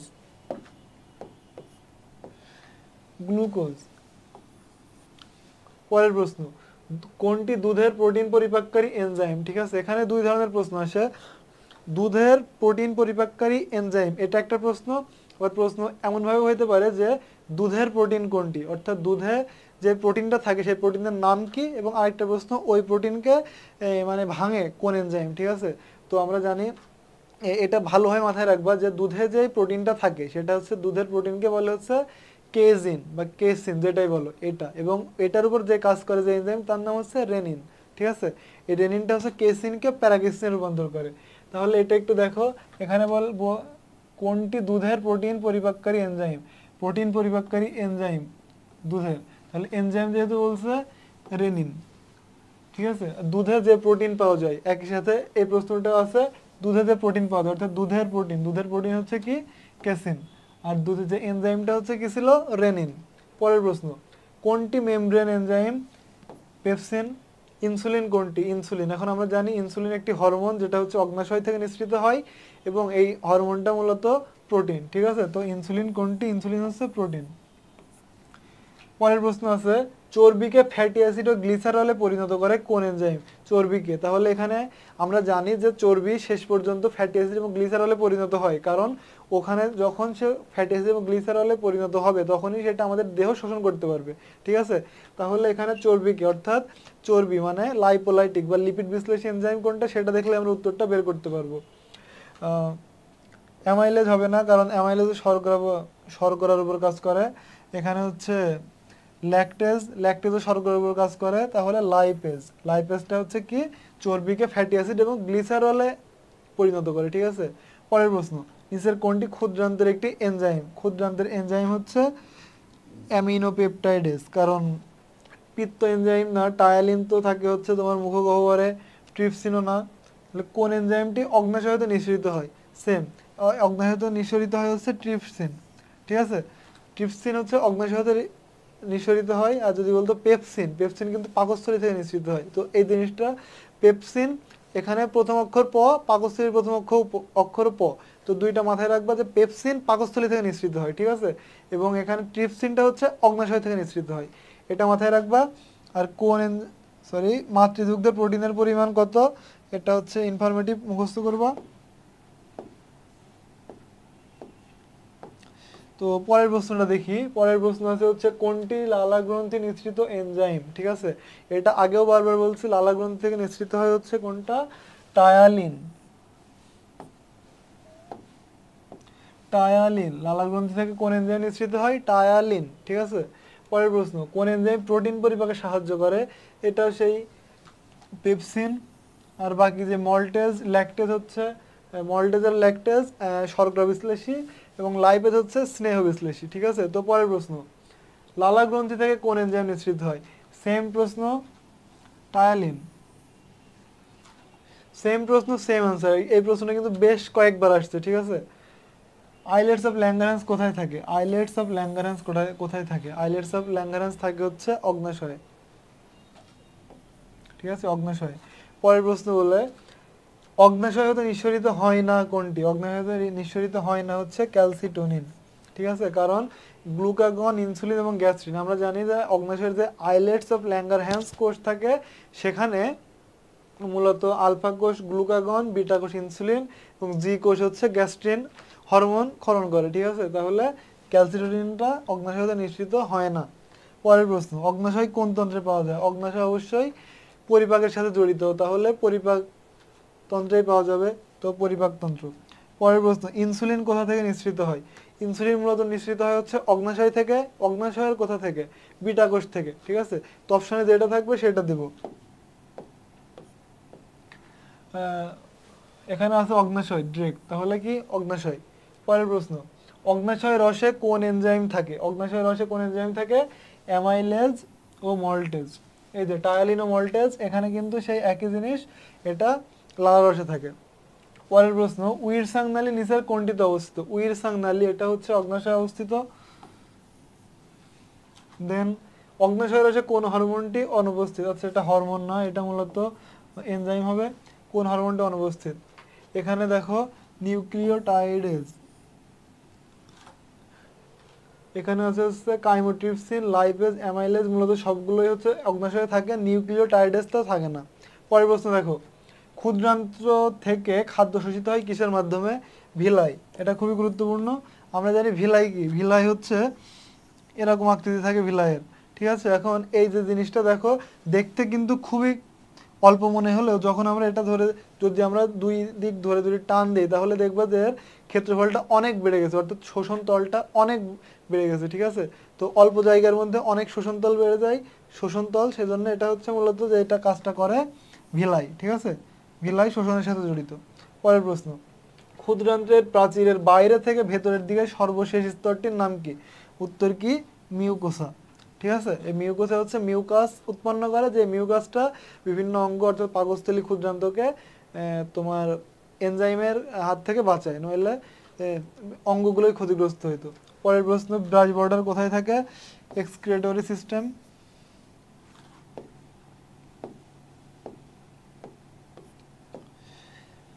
মানব শরীরের সবচেয়ে বড় গ্রন্থিটির নাম কি? মানব শরীরের সবচেয়ে বড় গ্রন্থি হচ্ছে যকৃৎ, ঠিক আছে? যকৃৎ সবচেয়ে বড় গ্রন্থি যদি বলে তাহলে যকৃৎ, কিন্তু প্রশ্ন যদি বলে মানবদের সবচেয়ে বড় লালা গ্রন্থি কোনটি, উত্তর হবে প্যারোটিড গ্রন্থি, ঠিক আছে? তো অনেক সময় কোনটি সবচেয়ে বড় লালা গ্রন্থি এই প্রশ্নটা করে অপশানে থাকে হচ্ছে যকৃৎ, এবং প্যারোটিড গ্রন্থির নাম থাকে একটু পরে। তো প্রথমে সবচেয়ে বড় গ্রন্থি, লালার গ্রন্থি মানে তো অন্য গ্রন্থি, ওটা তো মেন বড় গ্রন্থি না। সো লালার গ্রন্থি ওটা খেয়াল না করে যকৃৎ লাগাই দেওয়া যাবে না, ঠিক আছে? এটা একটু মাথায় রাখবা। পরের প্রশ্ন, তাহলে বড় গ্রন্থিটির নাম হচ্ছে যকৃৎ। পরের প্রশ্ন, কোথায় ইউরিয়া তৈরি হয় যকৃতে? কোনটি মানবদের রাসায়নিক গবেষণাগার হিসেবে পরিচিত? রাসায়নিক গবেষণাগার, আর এটা হচ্ছে মূলত তোমার রাসায়নিক গবেষণাগার হচ্ছে যকৃৎ, ঠিক আছে? এখন যকৃতে 500-র বেশি জৈব রাসায়নিক এখানে বিভিন্ন ধরনের বিক্রিয়া চলে। 500-র বেশি, কল্পনা করতে পারো? তাহলে 500-র বেশি যেহেতু চলে, মানে অনেক অনেক একটা অবস্থা। তো সেজন্য হচ্ছে তোমার যকৃৎকে মানবদেহের রাসায়নিক গবেষণাগার বা অর্গানিক ল্যাবরেটরি বা জৈব রসায়নাগার বলা হয়, ঠিক আছে? এটা মাথায় রাখবা। পরের প্রশ্নে আসে, মানবদেহের কোন অঙ্গ গ্লাইকোজেন জমা করতে পারে? গ্লাইকোজেন জমা করে হচ্ছে যকৃৎ, ঠিক আছে? তাহলে প্রশ্নটি এইভাবে আসে যে যকৃৎ অতিরিক্ত গ্লুকোজকে কি হিসাবে জমা রাখে? উত্তর গ্লাইকোজেন, ঠিক আছে? তো প্রশ্নটা এভাবে আসতে পারে, একইভাবে উল্টেও আসতে পারে, যখন যেভাবে আসবে তখন সেটা আনসার দিবা। পরের প্রশ্ন, যকৃৎ থেকে নিঃসরিত রসের নাম কি? যকৃৎ থেকে নিঃসরিত রস হচ্ছে পিত্তরস। এখানে একটা জিনিস খেয়াল করো, এটা যদি যকৃৎ হয় তাহলে এই যকৃৎ থেকে পিত্ত রসটা উৎপন্ন হয়, এখান থেকে উৎপন্ন হয়। এখান থেকে উৎপন্ন হওয়ার পরে পিত্তথলিতে জমা থাকে, হ্যাঁ? তাহলে প্রশ্ন দেখে যদি পিত্তথলি এবং পিত্তরস নামের মিল আছে দেখেই যদি বলে যে পিত্তরস কোথায় উৎপন্ন হয়, পিত্তথলি দাগিয়ে দেওয়া যাবে না। পিত্তথলি, সে কিন্তু এটা জাস্ট থলি, থলির কাজ কি? জাস্ট একটা কিছু জমা রাখা, সে পিত্তটাকে জমা রাখবে। তাহলে পিত্তথলির কাজ কি? পিত্তটাকে জমা রাখা। কিন্তু পিত্তরস হচ্ছে যেটা তোমার ওখান থেকে ক্ষরণ করা, কার কাজ? যকৃৎ, ঠিক আছে? তো এটা মাথায় রাখবা, যকৃৎ থেকে নিঃসরিত রসের নাম হচ্ছে পিত্তরস। পরের প্রশ্ন, কোন অঙ্গ থেকে পিত্তরস তৈরি হয়? যকৃৎ। ভিটামিন এ, ডি, ই, কে, বি6 কোথায় সঞ্চিত হয়? এ, ডি, ই, কে, বি6, ঠিক আছে, এটা মূলত যকৃতে সঞ্চিত হয়। এবং আরেকটা জিনিস মাথায় রাখবো, সেটা কি, ADEK, চারটা হচ্ছে স্নেহে দ্রবণীয় ভিটামিন। তো পরীক্ষায় যদি আসে নিচের কোনটি স্নেহে দ্রবণীয় ভিটামিন, অ্যাডেক, ADEK, ঠিক আছে, তো আনসার দিবা। আর যদি বলে কোনটি পানিতে দ্রবণীয় ভিটামিন, সেটা হবে হচ্ছে ভিটামিন বি এবং ভিটামিন সি, ঠিক আছে। তাহলে পরের প্রশ্ন দেখি, নিম্নের কোনটি পিত্ত লবণ? পিত্ত লবণ হচ্ছে সোডিয়াম গ্লাইকোকোলেট, এবং আরেকটি আছে সেটা হচ্ছে সোডিয়াম টরোকোলেট। সোডিয়াম গ্লাইকোকোলেট এবং সোডিয়াম টরোকোলেট, ঠিক আছে, এই দুইটার কাজ কি, ইমালসিফিকেশন বা অবদ্রবণ প্রক্রিয়াকে চালনা করা, ঠিক আছে। তাহলে নিম্নের কোনটি পিত্ত লবণ? Sodium glycocholate. আরেকটা কি, সোডিয়াম টরোকোলেট। আচ্ছা, আমরা পরের প্রশ্ন দেখি, নবজাতক শিশুর কোন অঙ্গ হতে লোহিত কণিকা উৎপন্ন হয়? ঠিক আছে, নবজাতক শিশুর কোন অংশ হতে লোহিত কণিকা উৎপন্ন হয়? উত্তর হবে যকৃৎ, ঠিক আছে। এখন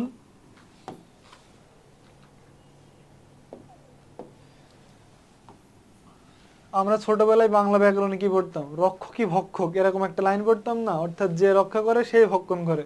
তো যকৃতের কাজটাও ঠিক এরকম, সে ছোটবেলায় অর্থাৎ যখন আমরা নবজাতক থাকি তখন লোহিত কণিকা উৎপন্ন করে, এবং আস্তে আস্তে যখন আমাদের বয়স বৃদ্ধি পায় অর্থাৎ প্রাপ্তবয়স্কদের, সেই লোহিত কণিকা ভাঙনের কাজ করে হচ্ছে যকৃৎ, অর্থাৎ নবজাতক সে উৎপন্ন করতেছে এবং প্রাপ্তবয়স্ক যারা তাদের দেহে এটা কি ধ্বংস করতেছে। তাহলে এটা মাথায় রাখবা, নবজাতক শিশুর কোন অঙ্গ লোহিত কণিকা উৎপন্ন করে? যকৃৎ।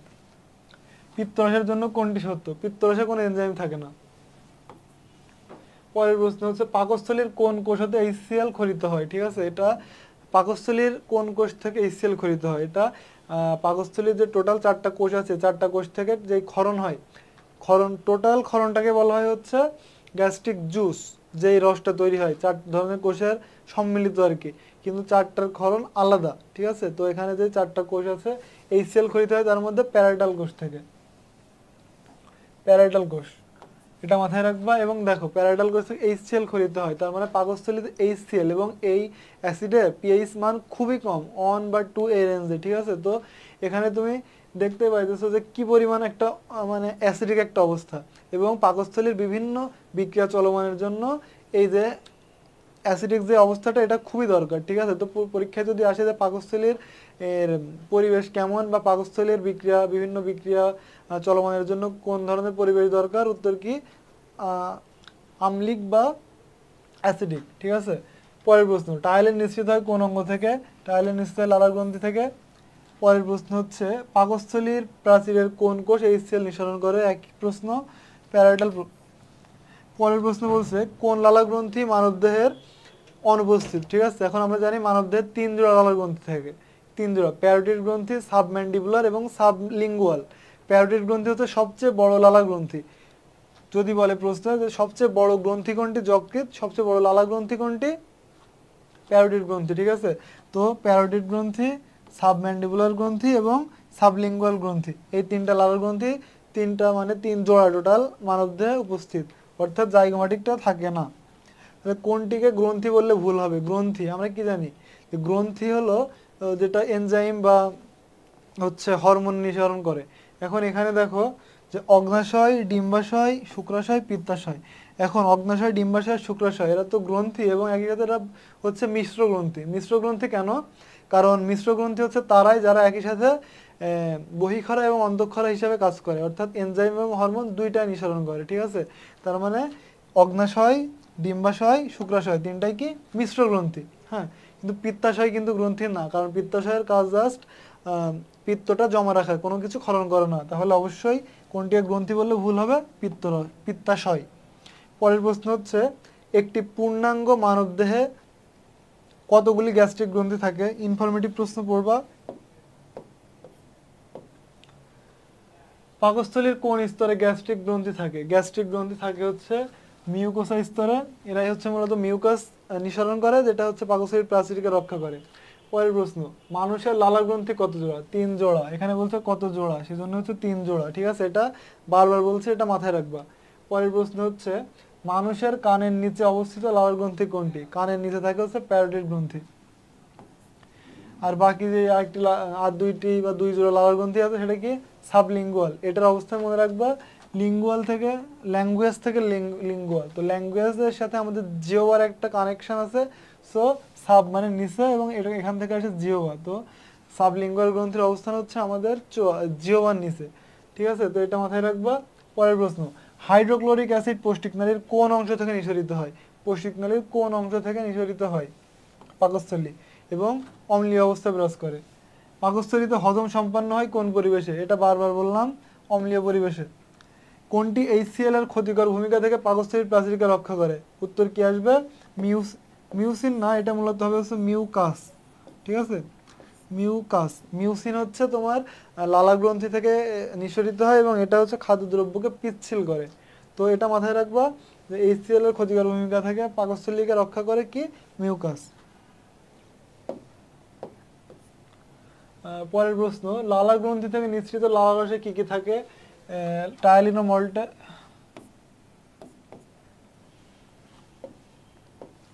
টায়ালিন ও মল্টেজ, এটা বারবার আসতেছে। কোন ভিটামিন পানিতে দ্রবণীয়?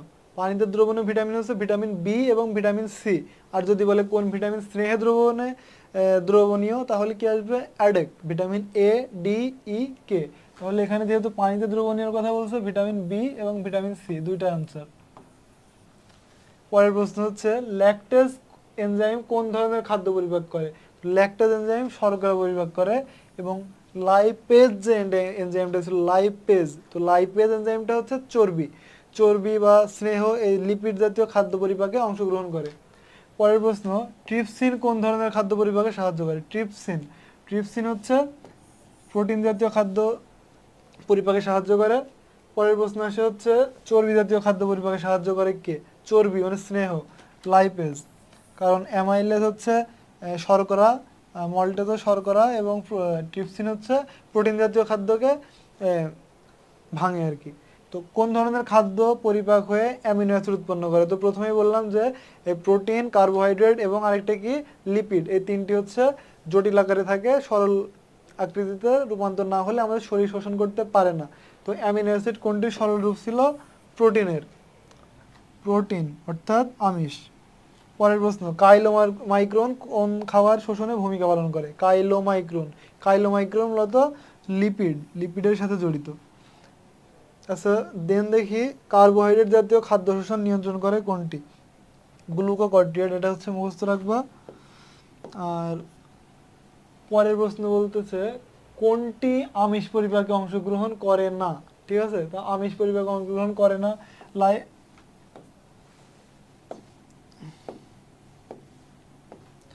লাইপেজ। কারণ কি? লাইপেজ হচ্ছে স্নেহ বা লিপিড জাতীয় খাদ্য পরিপাকে অংশগ্রহণ করে। নেক্সট, মানুষের পরিপাক নালীকে নিঃসরিত সিক্রেটিন হলো, সিক্রেটিন কি? মূলত সিক্রেটিন হলো একটি হরমোন, ঠিক আছে? সিক্রেটিন হরমোন, এবং এটার বিশেষত্ব হলো এটাই যে সিক্রেটিন প্রথম আবিষ্কৃত হরমোন, ঠিক আছে? সিক্রেটিন প্রথম আবিষ্কৃত হরমোন, এটা মাথায় রাখবা। তাহলে প্রশ্ন দিয়ে আসে, প্রথম আবিষ্কৃত হরমোন কোনটি? সিক্রেটিন। আর সিক্রেটিন কি? এক ধরনের হরমোন। পরের প্রশ্ন বলতেছে, জরুরি ও তাৎক্ষণিকভাবে উৎপন্ন হরমোন হচ্ছে অ্যাড্রেনালিন। রক্তস্রোতে থাকা অতিরিক্ত গ্লুকোজ থেকে যকৃতে সঞ্চিত পলিস্যাকারাইড হলো, সেম আগে পড়ে আসলাম, যকৃতে সঞ্চিত পলিস্যাকারাইড কি? গ্লাইকোজেন। যকৃৎ শুধুমাত্র গ্লাইকোজেন হিসেবেই অতিরিক্ত শর্করা জমা রাখতে পারে। নেক্সট, ইনসুলিনের তারতম্যের কারণে কোন রোগ হয়? এটা খুবই কমন একটি রোগ, ডায়াবেটিস, এবং এটা ইনসুলিনের তারতম্যের কারণে হয়, এটা সবারই জানা। নেক্সট বলতেছে, মানুষের ওপরের চোয়ালে কয়টি ছেদনদাঁত থাকে? কয়টি ছেদনদাঁত থাকে? এই প্রশ্নটা হচ্ছে, আমরা যদি দন্ত সংকেত দেখি, ICPM, ঠিক আছে? ICPM অর্থাৎ এটা হচ্ছে 2 1 2 3, ঠিক আছে? এখানে ইনসিসর, ক্যানাইন, প্রিমোলার, মোলার, এই যে জিনিসটা লিখলাম, এটা কি? এটা মূলত আমাদের টোটাল যে চোয়ালের 4 ভাগের 1 ভাগ, অর্থাৎ 1/4। তাহলে ইনসিসর অর্থাৎ কর্তন দাঁত, ছেদন দাঁত, অগ্রপেশন, পেশন দাঁত, এই কয়টি করে থাকে একটা চোয়ালের অর্ধেকে। এখানে প্রশ্ন আসছে মানুষের উপরের চোয়ালে, তাহলে উপরের চোয়ালে সেম জিনিসটা আরো 1 ভাগ আছে এখানে চোয়ালে কয়টি ছেদন দাঁত থাকে, মানে ক্যানাইন, তো ক্যানাইন অন, এটা হচ্ছে উপরের চোয়ালের অর্ধেকে। তাহলে উপরের টোটাল চোয়ালে কয়টি থাকবে? 2টি, দুই পাশে 2টি, তাহলে অপশন হবে কয়টি? 2টি। কিন্তু প্রশ্ন এভাবে বলতো যে মানুষের মোট কয়টি ছেদন দাঁত থাকে, তাহলে আসতো 4টি। কারণ কি? কারণ এই জিনিসটা 1 2 3 4, তখন 4 খণ্ডেই থাকতো। এখন যেহেতু উপরের চোয়াল বলছে সেহেতু 2টি, টোটাল বললে 4টি আসতো।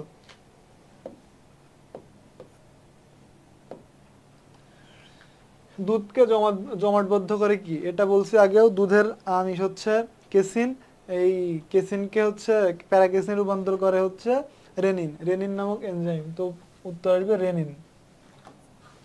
জৈব রসায়নাগার, এটাও বারবার বলছি, এটা বেশ কয়েকবার আসছে। জৈব রসায়নাগার হচ্ছে যকৃৎ, কারণ এখানে প্রায় 500 জৈব রাসায়নিক ক্রিয়া বিক্রিয়া চলে। পরের প্রশ্ন, ভিটামিন বি 12 এর রাসায়নিক নাম কি? ভিটামিন বি 12 এর রাসায়নিক নাম হচ্ছে সায়ানোকোবালামিন, সায়ানোকোবালামিন। ঠিক আছে, এটা মুখস্থ রাখবে, এটা পরীক্ষা আসতে পারে। দেন শরীরে ঘটিত সমস্ত রাসায়নিক বিক্রিয়ার সমষ্টিকে কি বলে? এটা খুবই কমন একটি প্রশ্ন, মেটাবলিজম। শরীরের ঘটিত সমস্ত রাসায়নিক বিক্রিয়ার সমষ্টিকে কি বলে? মেটাবলিজম। তো আজকের অধ্যায় এখানেই শেষ। দেন আমরা রক্ত সংবহন চ্যাপ্টার শুরু করব নেক্সট ক্লাসে।